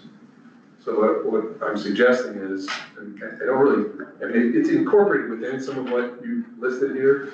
What I see is an opportunity within this planning process, and certainly within the horizon that this planning process applies to begin working on a process that allows for that cooperation, as opposed to this, what we have now, which is a bit of an open market, I suppose. But, hopefully I've addressed it.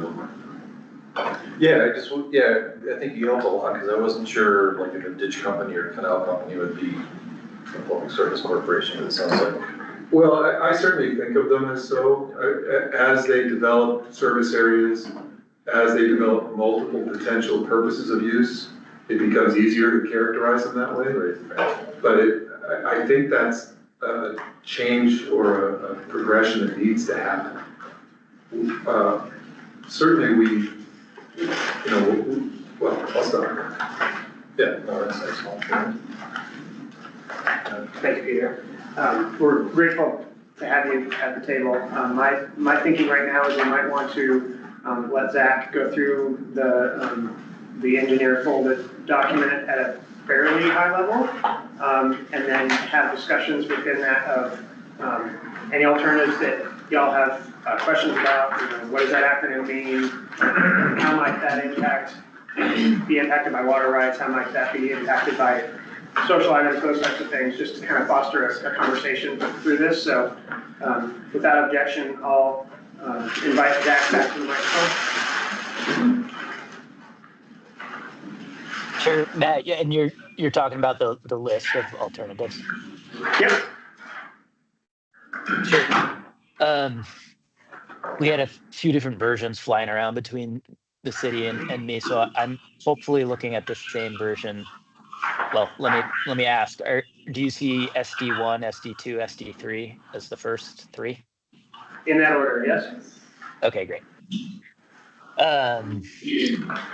So yeah, the first three are all related to sourdough storage. The first one being traditional impoundment, second one being multi-low head dams, and third one being naturalized storage. And I'm sorry, Zach, if you would mind to, if there's any that you mentioned here that are also on the red light or the yellow light list, I think we should probably just pause and talk with the TAC about reasonableness of that assessment so far, so. Sure. Okay. Again, just to, the first two are assigned green, but I would, caution everybody that nothing is truly simple in the closed basin. But the SD3 was assigned yellow, again, because there isn't precedent for that, and the water rights process is a little more fuzzy on how that would work.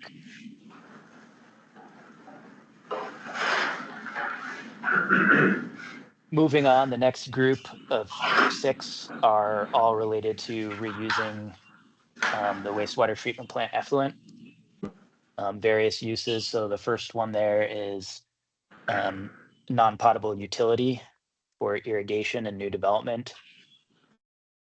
The second one is irrigation within city limits for select locations, so golf course, city parks, city-owned open spaces. Third one is irrigation outside city limits. So that would be providing WRF effluent in exchange for lease or acquired surface water rights from an irrigator. Fourth one is reuse for industrial users, and we talked about all of these, but we had mentioned that the industrial one is likely not low-hanging fruit because there aren't substantial industrial users in the city of Bozeman. Where 5 is direct potable use,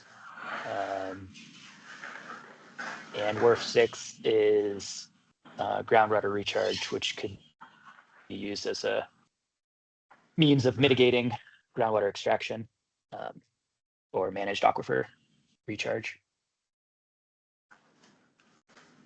The next grouping of 4 is non-potable irrigation, varying based on kind of application and where it would be applied. So a full-on city utility or targeted retrofit,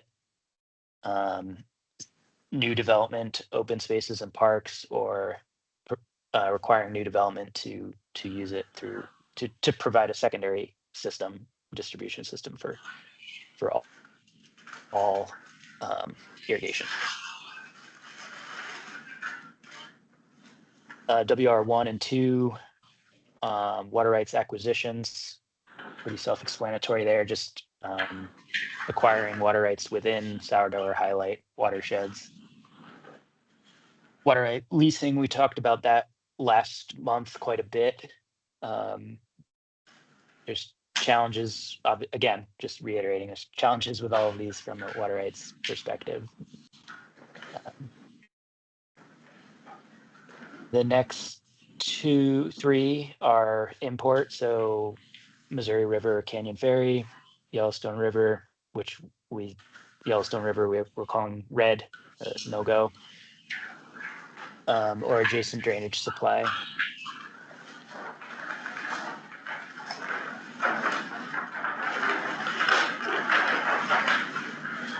Next grouping is groundwater. Hold up for a second, Zach, Alan's got a cue. So on that I-3 one, I know when we discussed it, I don't even remember talking about Bracket Creek. It's more general than that now, but then when I look at the red light, we've got a red light on Bracket Creek, so. Bracket Creek is. Whether that just includes Bracket Creek or whether we're red lighting any alternative drainage. And I'll be clear, there's, AE2S is recommending red lighting. We're gonna ask you guys for your feedback on that, but Zach, do you wanna opine on a little bit more detail on Bracket Creek versus other imports? Is that fair, Alan? Yeah. I guess the question is just, whether it is more than just Bracket Creek. Yes, this actually does not include Bracket Creek because Bracket Creek is not within the basin. So this is specific to within the Gallatin Basin.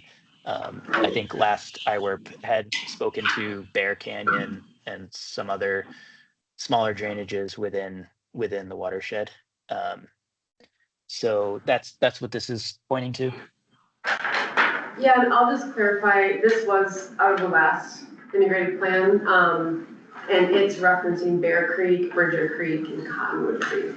So we just wanted to include it again as like the list of everything we could possibly think of, even if it doesn't, make the cut.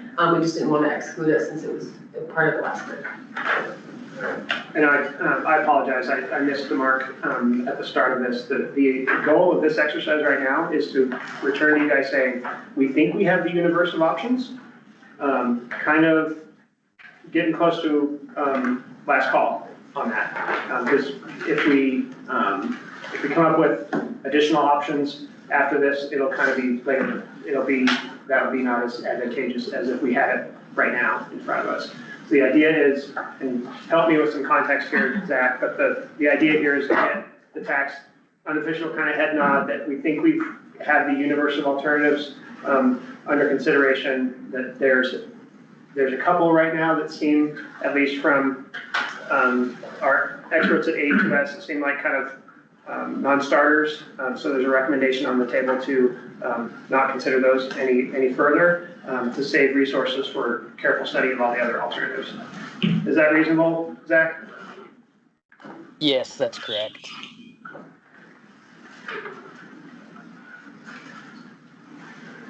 Moving on then to the 3 groundwater ones. So groundwater development within city limits, which is currently being explored by the city. Groundwater development within Belgrade with some type of shared project.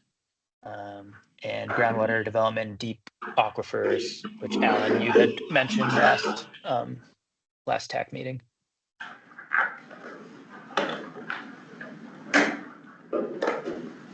The next grouping is kind of alternatives associated with highlight dam acquisition. So this isn't necessarily a water supply alternative, but it may make some of the alternatives more tenable. So this would be acquiring the dam from DNRC and the operations. So I don't know if that necessarily needs to be evaluated, but we wanted to make sure it was included here as something to look at. Highlight share purchasing, something the city already does, and pretty straightforward there. Dam raise, something that has been talked about in the past and has been done in the past. It was raised in the 90s. Reservoir dredging, that's a new one that came up from the city between the 2013 and this one, just preserving the volume in the reservoir. Highlight optimization, a project that the city has been working toward, adding controls at the intake, or sorry, at the discharge from the reservoir, and armoring the outlet tower to allow for wintertime storage. Evaluating the highlight conveyance loss. So that's the assessment. So that's the 20% conveyance loss assessment that's assessed to all reservoir shareholders. The next grouping is I don't know, I just labeled as O for other. So valley storage for groundwater mitigation. Sourdough groundwater storage, so that's just more specific than O1. It's just utilizing the Mystic Lake right, or municipal reservation that the city has, but storing that water in the aquifer. O3 is valley storage for water supply, so this is similar to the well, no, I guess it's not similar to the solar project because the next one is similar to the solar. Valley storage for water supply would just be, are there other sources of water that can be stored in the valley itself? I honestly think O3 and O4 could kind of be combined. They're the same thing. I think the one's just speaking to a private project versus a public project. Ditch improvements, making physical changes to canals and ditches that convey non-potable irrigation to reduce losses. Rainwater capture and reuse, stormwater capture and reuse. And yeah, so those are the others. Zach, Any I'm questions? sorry to interrupt you. I added one, since the version I think you might be looking at, and I just added Lyman back on there. I know in the past, we discussed taking that off because we've kind of realized a lot of the optimization opportunities there, but to the extent that there could be more, we wanted to just keep it on the list of everything possible for now. So that's on the list as 08.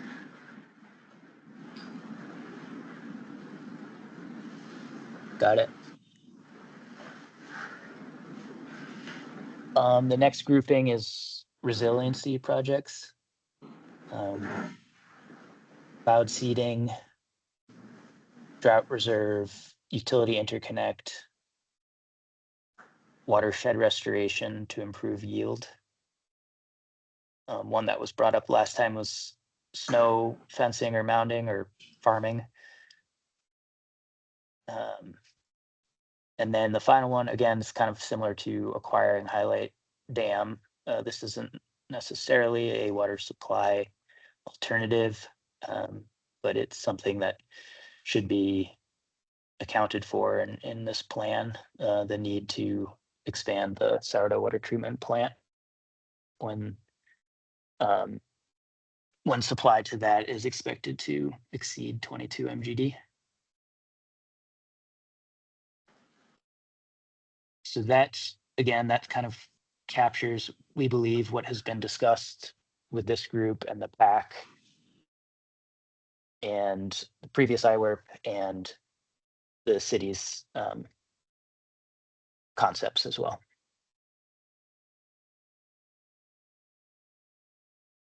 Thank you, Zach. I'll note that Tim has a question or comment. This deals with the very last one, the water treatment plant.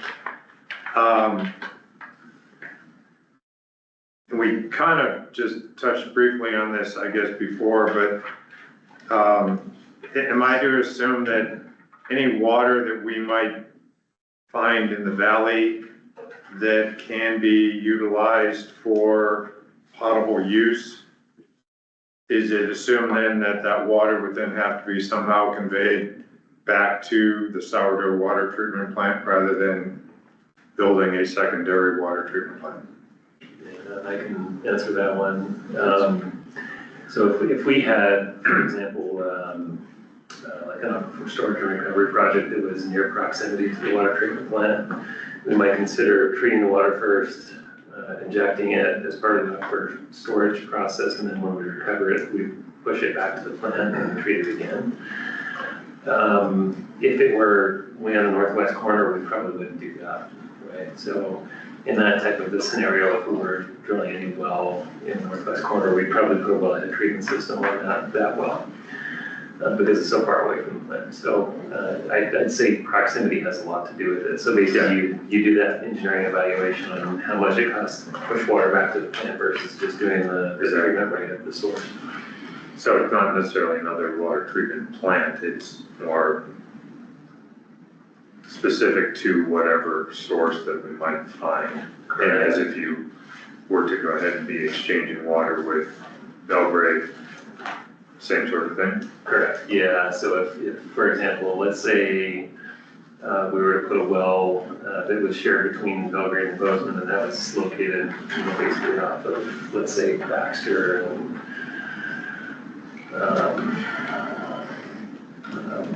The far reaches.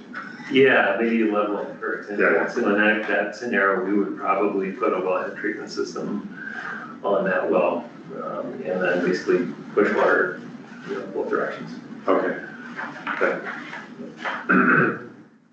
So that process would just be included in a deep groundwater well. So those are tied together with the on-site treatment of that well itself, rather than adding any other treatment plant sort of item. Yeah. Okay. Well, another way to look at that would be, I mean, if it was a new groundwater source, then, you wouldn't necessarily need to run it through a plant like the sourdough plant. Maybe you could do some treatment, but for a groundwater source, much less would be required, so. Similar to Lyman. Yeah, Lyman is considered a groundwater source. Doesn't need the full treatment. No. Okay. I guess the thought is more specific to whatever the water quality is on that well. Exactly, yeah, so if you had, PFAS, for example, on groundwater, then, you'd have to, select a treatment system that could treat PFAS. But if it's not there, then obviously you're not doing that treatments. What is sourdough currently running? So in the wintertime, we're running at about 5 MGD. We've seen it peaks as high as 15 MGD in the summer. 5 to 15? Was that plant designed to have some modular abilities to add units to it? It was, yeah, so we built it so it could be expandable. I'm not remembering the expansion capacity off the top of my head, but it was built so that we could add pumps as well as membrane filtration units. So it'd be pretty easy to go beyond that 22 MGD. Yeah, if we were to get water rights, then we could do that. So for example, if we got additional direct flow rights out of Sourdough or Highlight, or additional shares in the Highlight Reservoir, we could expand the plant. So staying on that same vein, if we look at the Missouri River Canyon Ferry allocation of water, that though would then require a separate water treatment plant. Most likely, yeah. I mean, the volume of water that we'd be moving alone would easily push it over what the sourdough water treatment plant would be able to do anyway, so. Yeah. Okay, so that would be inherent to line item, is that I1? Yeah. Okay. You got it. So, yeah, sorry, Alan, go ahead. Well, maybe you're gonna go here, but, so, you mentioned that what we're really after for this exercise is there anything we're missing? And so I just wanted to make sure it was clear on the ground, I'm a hydrogeologist, so I look at the groundwater. We won't blame you. But I think the assumption, and can clarify this maybe, is that any new groundwater supply is gonna probably require mitigation. Is that fair to say? Currently, that's true. Yep. So, given that, looks like we've got groundwater development within the city, but not necessarily the planning area, just the city limits, it says. And so I guess one question is, should that be expanded to the planning area rather than the limits? But then the groundwater development with Belgrade, I had flagged that in relation to the utility interconnect. I wasn't sure when you were talking about Belgrade, if you're talking about putting in a new well in Belgrade, it would be city of Bozeman water, or whether that would be a well that would be interconnected, or if those two would kind of combine. So that's just a question.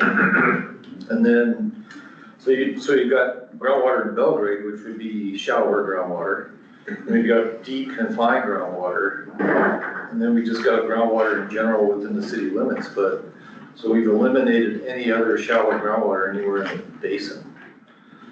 And if we're gonna do mitigation anyway, I'm wondering why we need to do that. Yeah, I think we'd have to be open to, building out of the basin as well, not just within city limits. But, I didn't put that particular item together, but I think it would need to be expanded to, basin-wide. So I'm not sure if we can do that as another alternative, or just rework what we've got, or, so. It just kind of struck me when I looked at it, basically what it is now, if we wanted to drill a well of the alluvial fans and the bridgers, it's not included as an alternative right now. So. Yeah, we need to add that in.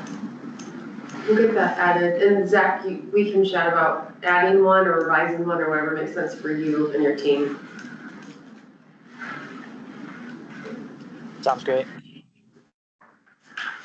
Yeah, and I could, Ellen, you had another question, and that was, if we were to build a well over in Belgrade and have an interconnect, if if there was a well component to it, then I think there would also be an interconnect component, so that we could push water from one system to another. Of course, there's a water rights, challenge to that as well, but, if it was just an interconnect itself, so that, if one system was in need while the other one had excess, that's another strategy. And I think would be I know, a strategy. I know in the first plan, there was some more specific discussion of example oil use for city parks and stuff like that.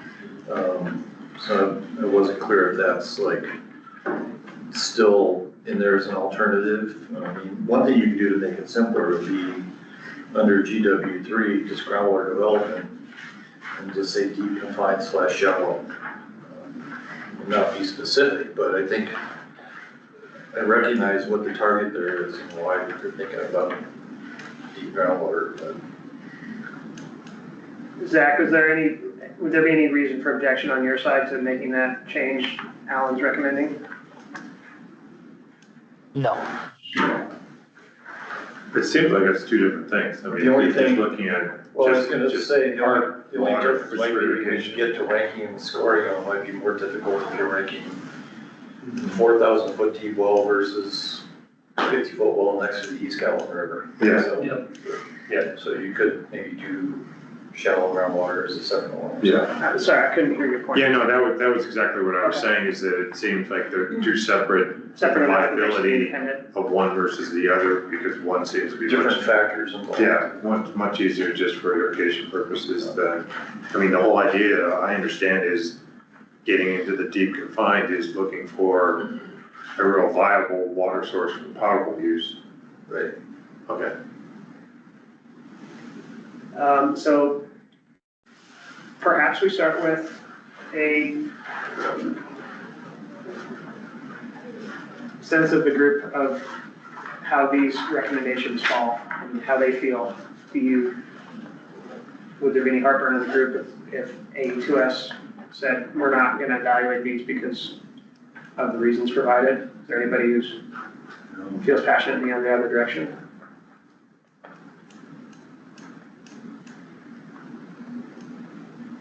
Hearing none.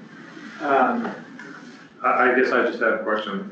Is Yellowstone River import the most difficult aspect of it, besides the upward pumping and such, the water rights stuff? Yeah. I mean, it's just like. I'd make it a blinking red light rather than. But then I wouldn't use green either, because I think the best we got is blinking yellow.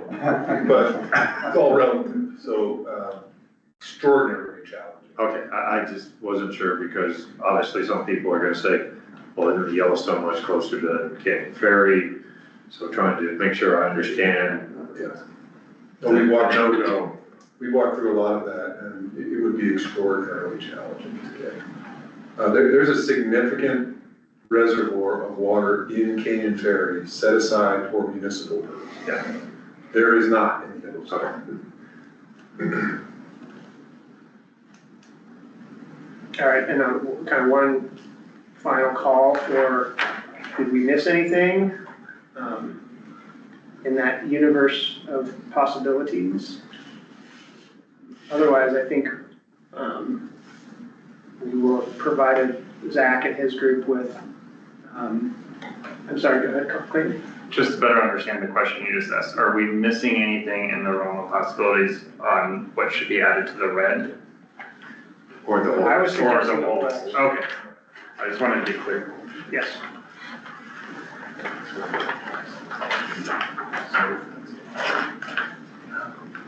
So,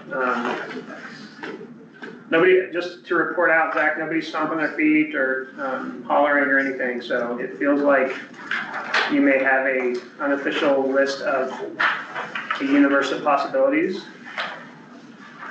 Okay, Is yep, this I noted those helpful to two you? additional groundwater ones.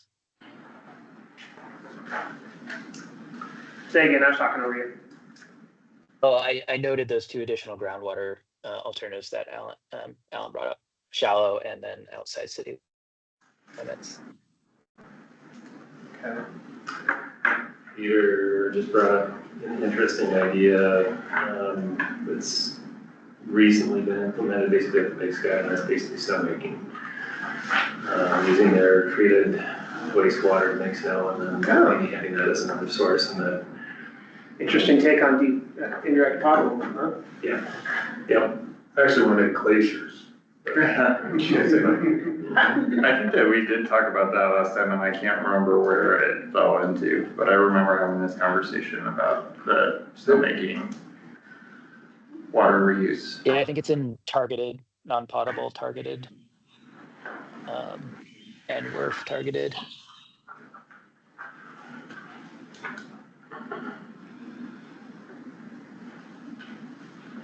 MP2, it's not noted there, but it is a consideration. And then WRF 2.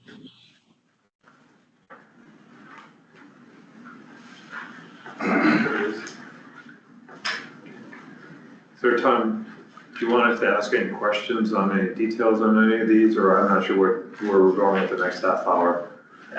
So the next half hour, my plan was to return to the question earlier about how sufficient is the weighting that's been done. What additional refinement should we do? Should we re-weigh again? I also see that there's a member of the public in the back with a question. I'm not sure about the procedures here at the city of allowing public comment in the middle of a meeting such as this. Is there any guidance you guys can give? Typically, in most of the meetings, no. This is it, what, I'd be curious to get your statement on that. It's something that we want to. I'm okay with it. The beginning or the end. I'm okay with it right now. I mean, to me, a lot of times, if I've got a question because something was just brought up, I'd rather raise it rather than what was my question. So I can get it pertinent to help us do what we're doing, I'm fine. Okay, sorry, sir, I just wanted to make sure I was above board. If you want to, I think we probably should keep you to 3 minutes. Thank you, Matt, and maybe for the benefit of everybody, I'll introduce myself so you know who I am and why I'm here. Harley Harris, I'm a retired water rights attorney. I'm here representing the Galton Water Trust today. I haven't been to any prior meeting, but the work of this committee is of great interest to the trust. And the point I would make to the question of all, I don't have the spreadsheet in front of me, and I'm really just kind of getting up to speed on this process and what y'all are looking at. But I would observe that kind of the model that Peter described in his discussion a few minutes ago is quite consistent with the thinking of the Galton Water Trust. And I think there's a lot of commonality and ground for collaboration along that line. It's also, I can't speak for the irrigators or Aggie, but I understand there may also be some grounds for collaboration there. So my point is, as a member of the public, and not knowing what you're excluding or including, I would want you to make sure that something like what was described there is encompassed somewhere in the included items. Thank you.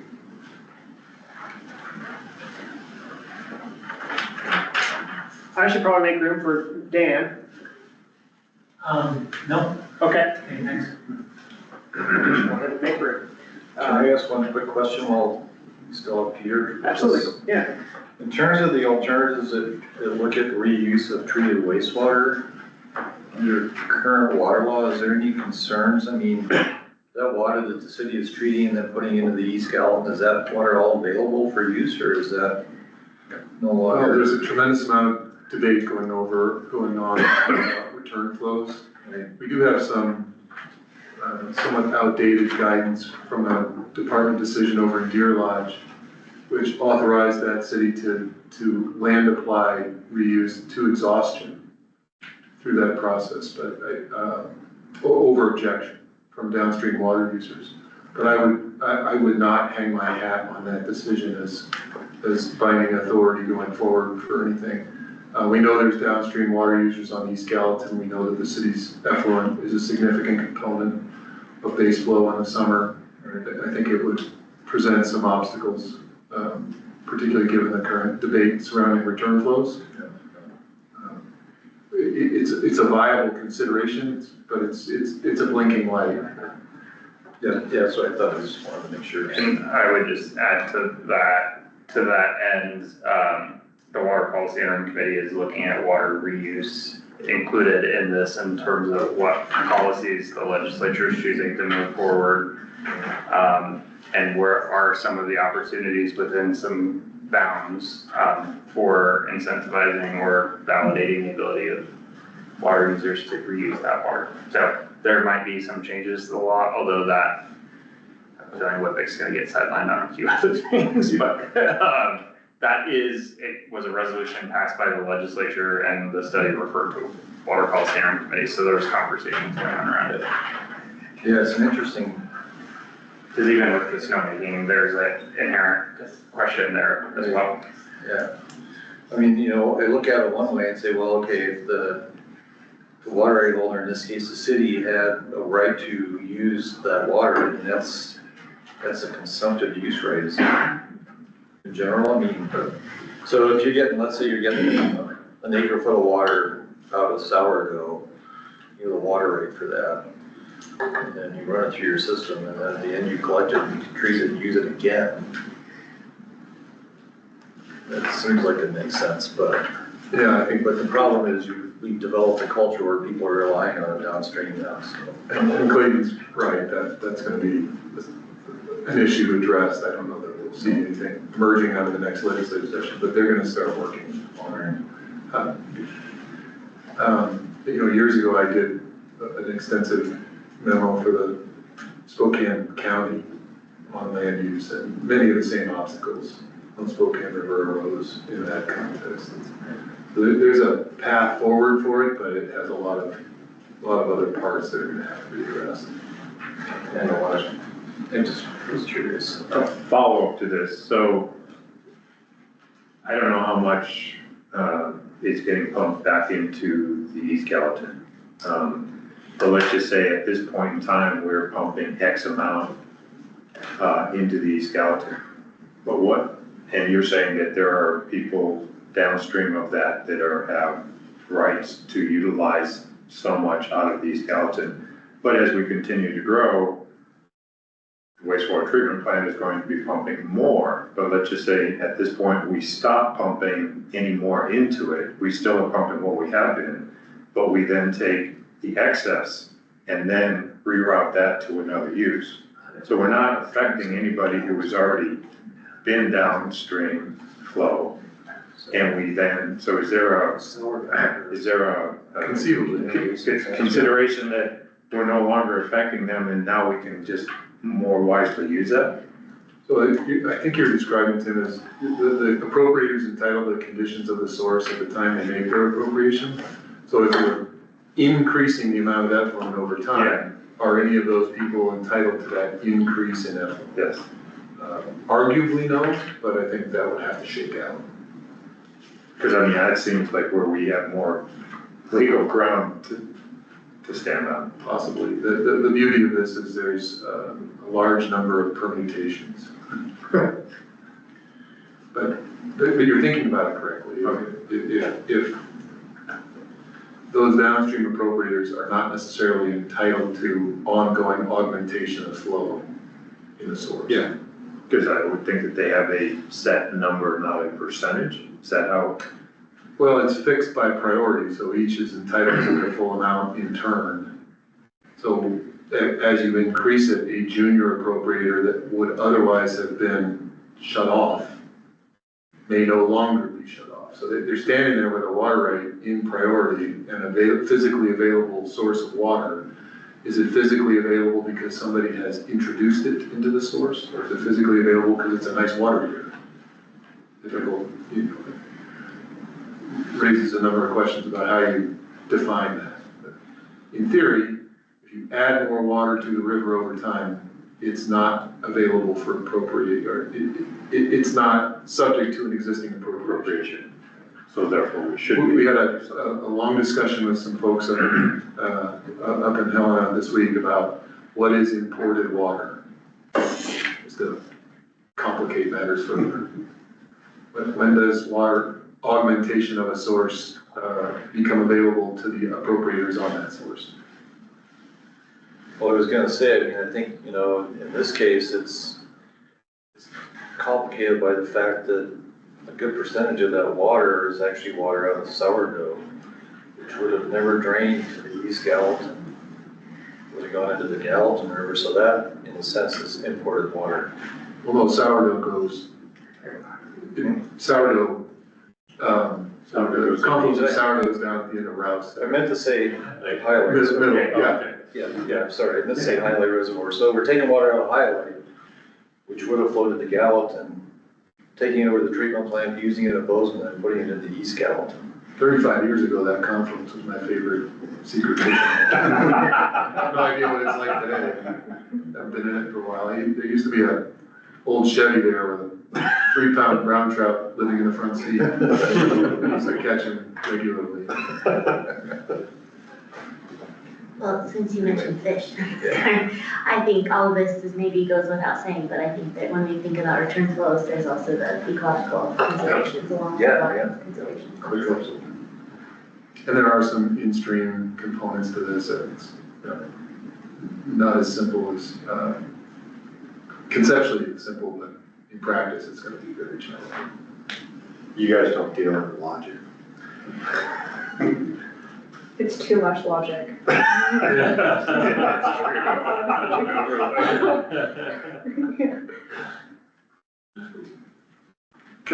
I ask you one other question with regard to, the canal? And I guess this deals with the appropriation for Gallatin River. The Gallatin River was that all appropriated during regular stream flows, but not high water? And so is the high water kind of excess water, or is all of that, even during high water, already allocated? And the reason why I'm asking is that, again, I'm trying to figure out where water can be accessed, and thinking about the canal during high water levels and how much water can flow. And is that then can you get maximum amount out of the canal to be utilized for some sort of storage, or is that not available? And to be clear, you're referring to a specific canal? Yeah, well, 04. And I don't know all the different canals that are coming out of the Gallatin, so this is kind of a generalized statement of what water is flowing into the canals from the Gallatin. Well, high water is an interesting question, because on many sources, in my experience, it's sort of treated as community property.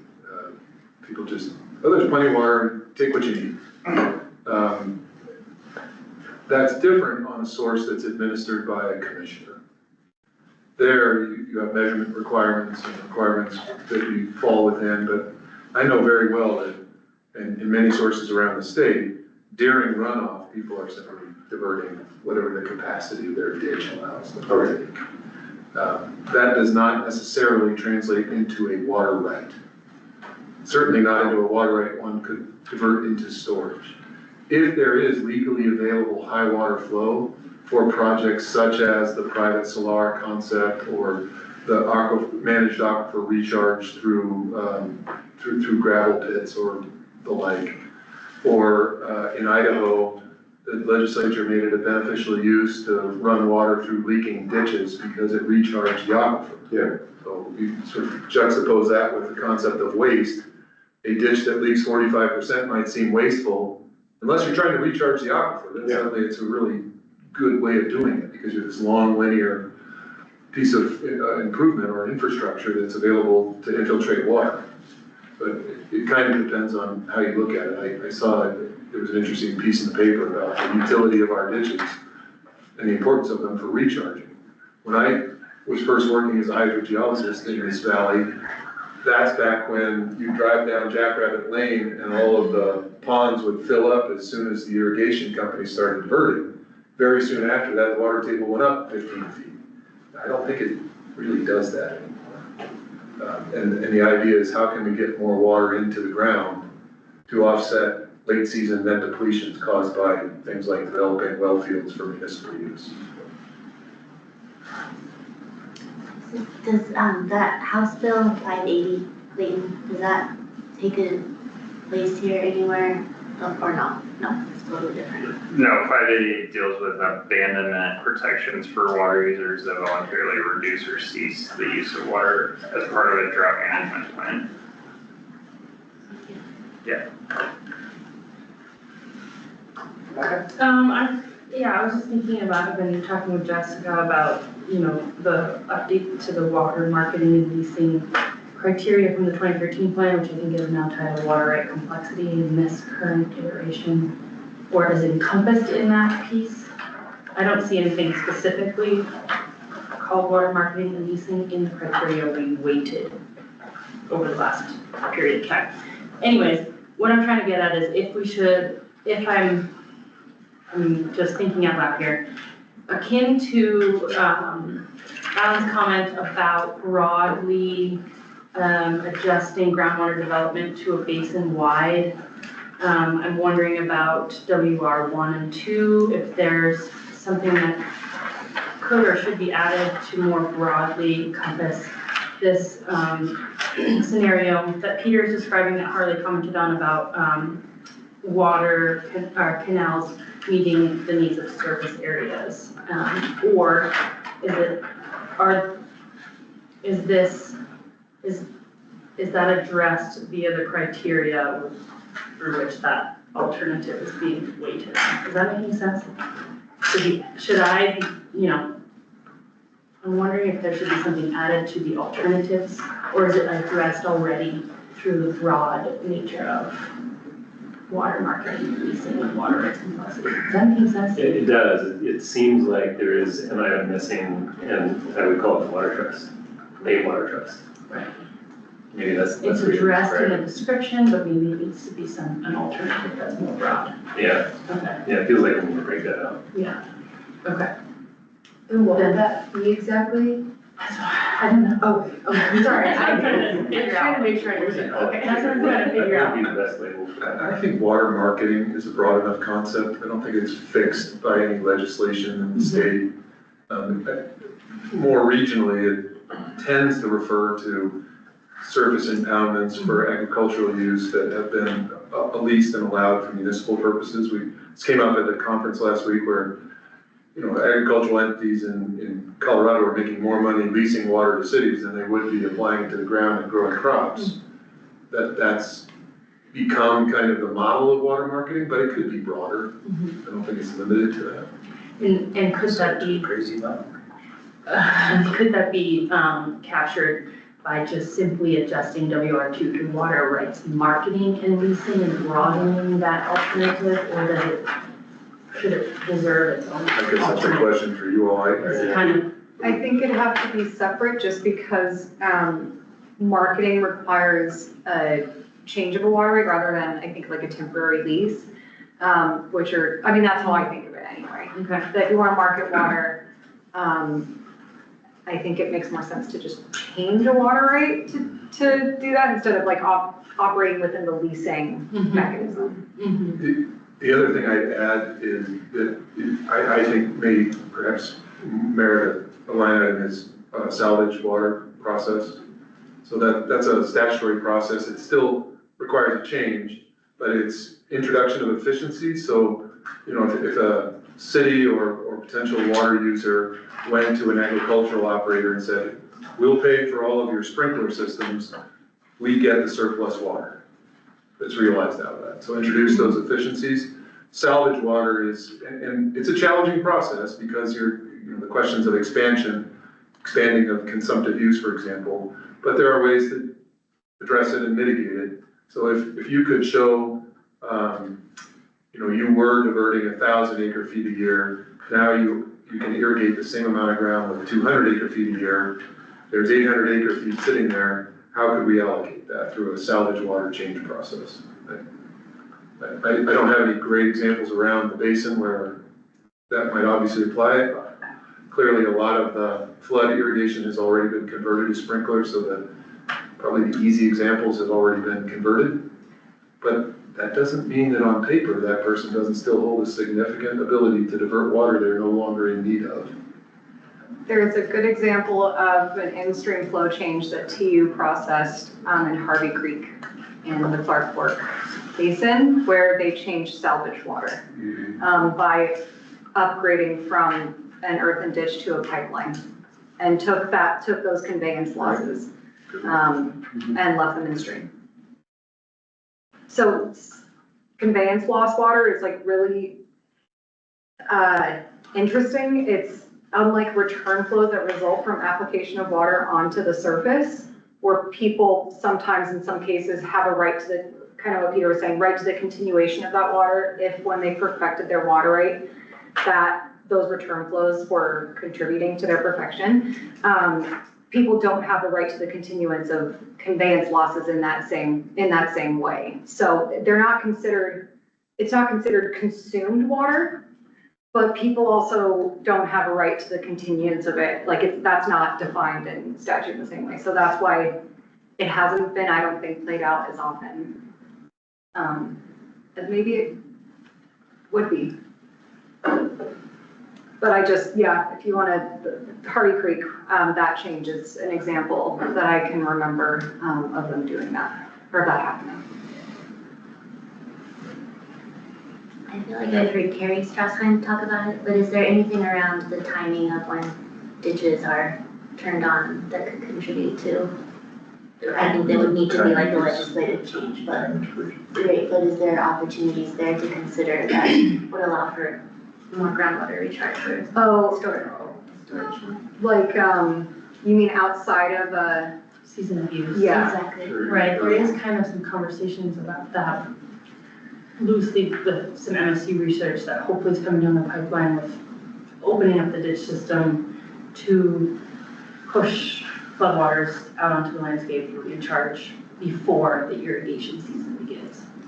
But I don't know about the season, outside the season of use, that's. Yeah, that's where like I think a legislative action kind of further defining how storage can be treated in that way. I think that would. That's what Idaho did on the East Snake River Plain. The legislature opened up outside the period of diversion for beneficial use of recharge. They just started filling up ditches and throwing it out on the ground. So just to make sure I'm tracking on what we need to change on this document, aside from the groundwater changes, we're adding a water marketing item specifically not to be part of leasing. And then potentially adding a salvage water change one, which I think I'm hearing correctly, should be distinct and different from the ditch improvements because it could include options that expand beyond ditch improvements. Yeah. Correct. Yeah, I think your ditch improvement entry could be modified to include it. Yeah, Okay. I mean, that was part of my question with the ditch improvement. Okay. For what? You know, like we can improve ditches and reduce loss, but what are we trying to accomplish by reducing that loss? To me, there's that second act that follows that of like then capturing that salvage water and being able to use it in some way. Yes, that's correct.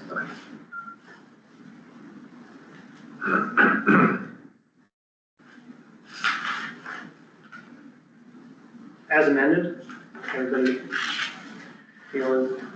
Yeah, I'm not real clear on the public marketing would work as an alternative, but I don't see any reason not to have it. I'm just not sure how you would score that.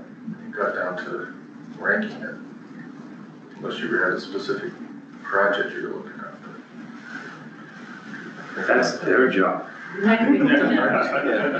We just review after they already.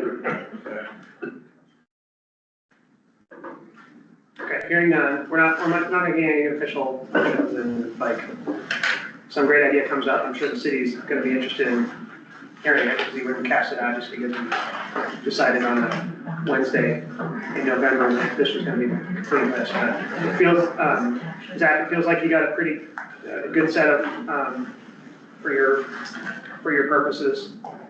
Yeah. Okay, so I wanted to take the last 10 minutes to revisit some of the items that we talked about earlier, and kind of plot together our path forward on this. I'll start by kind of reminding you of Dan, you seem like you're. No. Oh, okay, sorry. Escaping. So, throughout the process, first we started with kind of getting everybody up to speed on the 2013 IWRP, right? We then went and got your opinions on what was appropriate for the basis of planning, right? Everything kind of, that is one piece of a data point or something that AE2S is going to use in their consideration, right? For the IWRP update. We then went through and said, okay, there's how are we going to evaluate each of these alternatives? And we tried to come up with weights. And we went through the results of that preliminary exercise earlier today. Then we talked about, is this truly the universe of possibilities that we should be looking at? And it sounds like we've got consent to move forward with that list. The plan, which is always in flux, was that at this point, we were hopeful that we'd emerge from this meeting with good guidance from AE2S on the issues, all the issues at hand, and that basically we would take December off, likely January off, perhaps February off, and reconvene at a point when AE2S comes back to this group and says, all right, we took all the input you gave us, and in our professional opinion, here's how things are generally shaking out, and to get your assessment on how that evaluation went and the results of that evaluation. That, I think it's very important that they get really solid numbers as it relates to how we're going to weight the evaluation criteria. And so we had a conversation earlier today of that maybe the first run through of that was the first run through, and we should consider refining and coming back through that. That would take, I would imagine, if I was going to convene this group in December to talk about, okay, let's revisit the screening criteria and the weightings of this. I would imagine it would take every bit of that meeting to talk about how we're going to consolidate and then come back and go send you guys off with homework to re-vote on that. I'm fine doing it. I will come to Bozeman. And if it's the committee's desire to have another bite at that apple, I'm pretty confident the city is in a very welcoming position of wanting to accommodate that. So I wanted to open up the conversation now to say, now that we've seen how the results of that preliminary weighting exercise came out, are there voices on the committee now who say that yes, I'd like to take another bite at that apple? And so I'd like to just clear space for that conversation. If there are voices on the committee that feel like the results that we would be giving AE2S right now would not be consistent with the results that we would give them if we went through a more in-depth consolidation and reevaluation process. So I'll stop talking and see if anybody has thoughts. My thoughts would be just the opposite. Say more. Well, I think I tried to kind of summarize it earlier. I mean, recognizing that these are kind of difficult processes to go through no matter what. And there's a lot of variables, a lot of things to think about, a lot of different perspectives that I think that it's a pretty good process. And I think that for the most part, I think when you look at the results, that things shake out. And if there's anything, if it was way off, that we'd see it, I think even today, and looking at our results, how we voted versus how the group voted, what the consensus is. But I think the top 10 was also mentioned as a separate thing, maybe to help on guidance, which I'd be up for, but I don't know. I just don't know if we really need to completely revisit the whole ranking thing. Again, I'd be interested in other people's perspectives, but I think if anything, it was probably pretty darn thorough. The enough people looking at it, hopefully any of those little issues just kind of wash out. Other voices? I agree with Alan. I think that, I don't know if there's a lot to be gained by consolidating and reducing some of the redundancy within some of the categories. Looking at the overall numbers, I think there's some definite trends. I think that there aren't any outliers that, you know, there was much disagreement with. I think for the purpose of the engineers to go forward with what we've already given them, I think it's sufficient enough. And I don't necessarily see that it's necessary to reduce, consolidate, and then go through the process again. I think overall, they'll probably come out pretty close. Holly, I want to make space for you. I know that you were looking at it going, maybe this wasn't the most effective way to go through this, and to maybe look at it through a different lens. What's your current thinking on that question? Yeah, no, I appreciate all of the, like, the discussion and the time that everyone took to talk through that. And I think when I see the spreads, I'm trying to do like percentages or something in my head to see what, if the spreads are like, do feel, I, just at a glance, they look reasonable to me, the spread that we had, and so, at the same, yeah, so I feel comfortable with moving forward. Yeah, period, I guess, I feel comfortable and others do. I do too, since you guys talked about just that you're open to further discussion if we do see how these alternatives, you know, if we need to come back later and comment on anything we think might have been missed or could add, like, yeah, I think that alleviates some of my heartburn. Okay. Yeah, I forgot to mention that, but that would be one of my summary comments too related to that was that it's part of the reason that I kind of viewed it that way is because there's still, you know, once we get down to the. Well, you said the rubber hasn't hit the road yet, right? Right. That comes. Right. Yeah. And so just knowing that, you know, if there's anything we need to adjust, there's time to do that. Yeah. The final chiseling hasn't been done. Correct. We're the same. Happy to provide. We gotta do the same. The sanding, yes, we haven't even got the sanding. Rebecca, Clayton, is this acceptable in your view? I feel comfortable. I feel comfortable. I think that the curiosity in me would take another bite of the apple, but speaking with some folks around lunch, also understanding more that we will have more time to evaluate things, makes me feel more comfortable. Okay.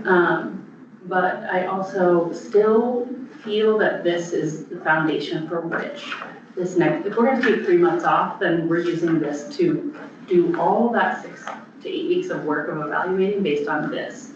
So that's where my leanings want to bite the apple a little bit more go, but based on kind of broad discussion and chatting with the group, then I feel comfortable moving forward. Okay.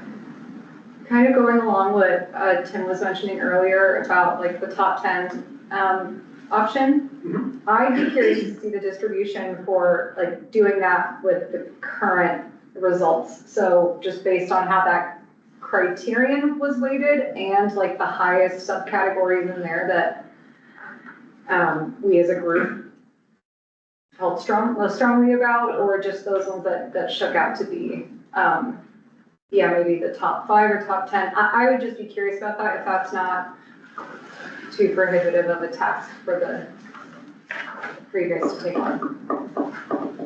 Any seconds to that? Tim's always got your back. Yeah. I don't think that's a very heavy lift. And I think I agree that the results are be interesting. So we're happy to do a similar thing where we send you guys a link and just ask you to rank the top 10 and then we can, I'm sorry. Or like if just from, so I'm thinking with how Or I guess, yeah, I'd be totally fine going back and ranking them again. I was curious just like with what the results are now. Ranking them highly within the category and then like that category as a whole, because I think that like, for some of mine, for example, there were some subcategories that were substantially higher, that I ranked higher than the others, but then that category as a whole maybe was like lower, in the lower half. Yeah, the whole juxtaposition we were talking about there. Exactly, yeah, so just I would just be, I'm getting like that probably averages that subcategory out of it, just because it's within a lower ranked category as a whole, so I don't know. Either doing it anew or just doing it with the information that's already there. However, statistically, like challenging or simple that is. So just to clarify that, so if we were gonna do the top 10, would that be the top 10 sub-criteria among all the? That was my assumption. You're just taking all the sub-criteria and just say, what are your top 10? of these. It doesn't matter from where, what economic or That seems social, just your Pretty top 10. simple exercise, it wouldn't take as long to do. Yeah, Would be informative, but. So, That's fine. that way if you feel strongly about something, you're just like, point of clarification. So is it of these are my top 10 in unranked order? These are the top 10, or do we ask you to rank this is the number one most important thing to me, this is the second, third, fourth? Rabbit holes. I go down a lot of rabbit holes, but I want to ask the group. Does anybody with a degree in statistics have an idea of what would be most meaningful? I told you the right one. I definitely don't have that, but I guess the ranking, like top 1 through 10, feels like it's more similar to the percentages, and so I think that could give us more depth perhaps than just saying these are all 10 of my top. Or your top 5 or second top 5 or. I think the results would be different, they'd be pretty different, I think, I like the ranked, personally, top 10 feels like a compromise That's right. between like taking another bite and Yeah. taking a bite of an orange. That's fair. And Becca, Zach, I don't know if you could, so we've all discussed that as part of this, we'd also like to capture some of the public engagement, right, outcomes of like what is important to the public, right? So Zach, could you speak a little bit to our conversations around that and the fact that in those conversations you'd suggested that there's still some flexibility after you do your kind of 1, 2, 3 analysis to adjust the weights of the criteria? Yeah, are you speaking to specifically the survey that Raftellus is going to use? I'm not actually, but more with, the concerns Becca has expressed, maybe just to kind of alleviate some of those concerns that there's some flexibility, even after you do your 1, 2, 3 ranking. If we come back in February and like realize one of the criterion, for example, needs to be adjusted, that you have the flexibility to do that without like going back to the drawing board. Yeah, absolutely. And that is, even though it is 3 months, it's actually not the bulk of the work. This is just another screening level. And then we're going to do the real quantitative analysis, which will look at life cycle costs and monthly supply over a 50-year period, and do Monte Carlo simulations to combine different alternatives to come out with the best quantitative solutions, similar, exactly how we did it in the previous IWRP portfolios of alternatives to combine to meet the supply. So this level of screening is simply to try to whittle down a list of 50 to, let's say, 30 alternatives that will move forward in that quantitative analysis, which will happen in Q2 and Q3 of 2026, as I foresee it right now.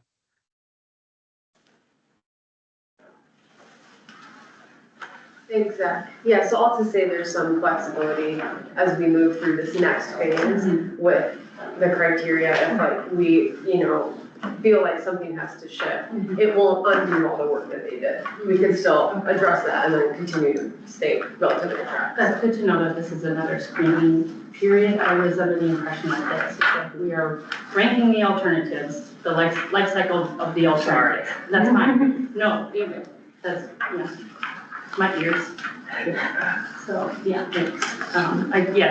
This one back up, because I was eating and I didn't jot down more of the final overall.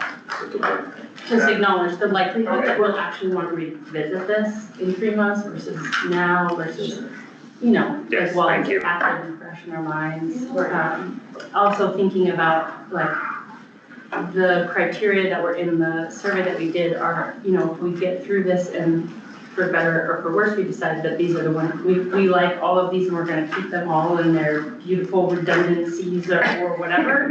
Are those gonna be published in the IWRP? And is that how we feel we wanna publish them as well? Sure.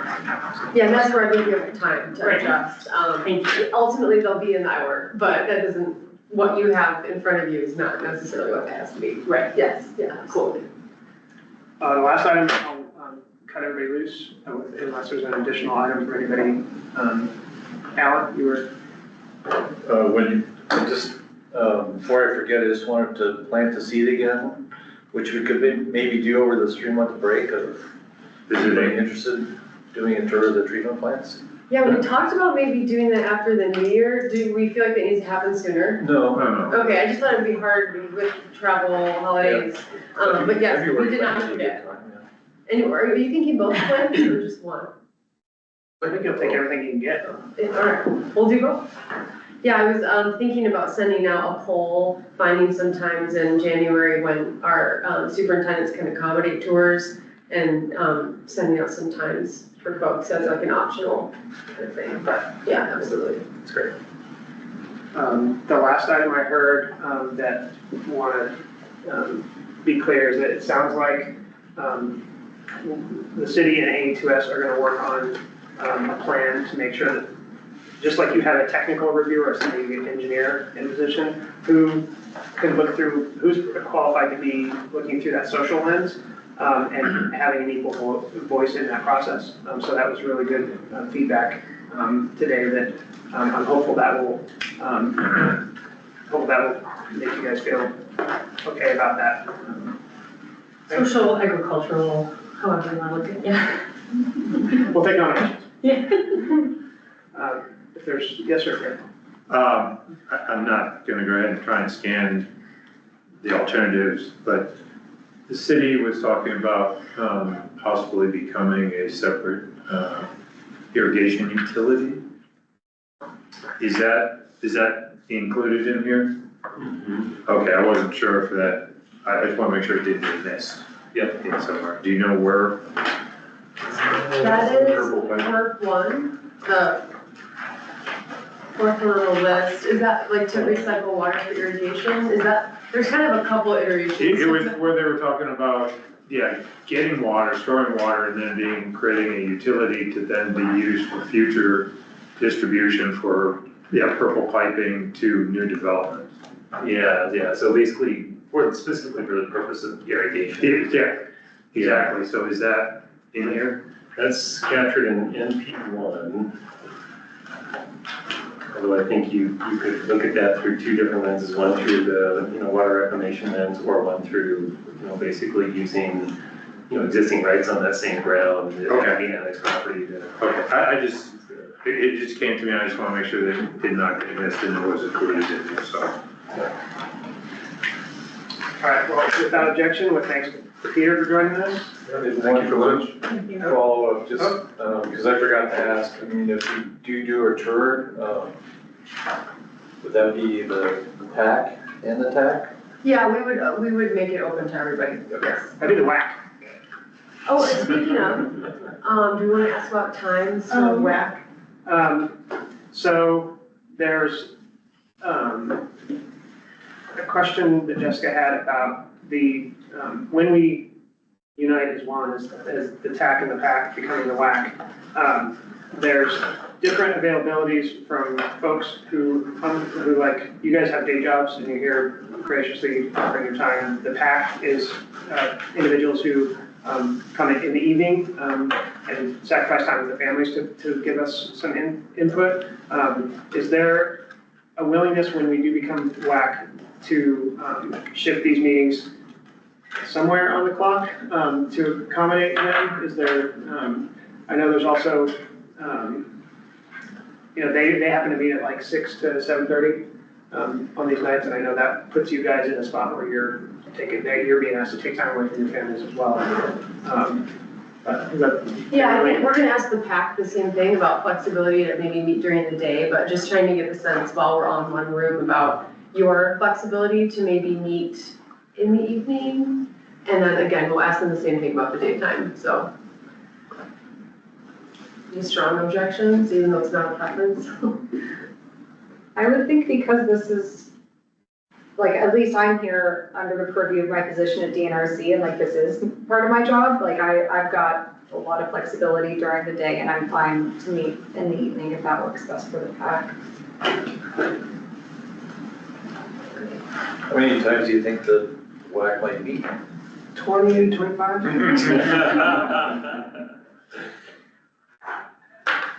I don't know if I have a great answer to that question. I know we've discussed that, but it's hard to say. I don't know. Don't hold me to it. A handful. Was he say 3 or 4? Okay, four. 5 at the top end. I mean, again, we want to be flexible and nimble and be able to accommodate all the good ideas that you guys have. So, but balancing that against your generous commitment to being part of the process, we'll never waste your time. So I feel similarly to Danica. I would just, I guess, ask that it doesn't span like go from late afternoon, early afternoon to evening, you know, make it the middle of the day or dinner time, not like somewhere in between. Sure. that's right. You have a final thought, Tim? Representing the retired community. I'm pretty open. Just not during a powder ski morning in the wintertime. So nothing before 2 o'clock in the afternoon, and I'm fine. So the meetings have to be canceled if you get more than 5 inches Yeah, of snow. No, I can go my skiing in the morning. I'm totally fine. Well, again, well, thanks, Peter, for joining us today, and thanks to members of the public for joining us and for your comments. We very much appreciate them. Without objection, I think we're adjourned. So you're gonna send us the top 10 fill out Just like form? Letterman? Remember Letterman? And then we're not expecting to meet until February or something? We'll be in touch. We're saying Q1.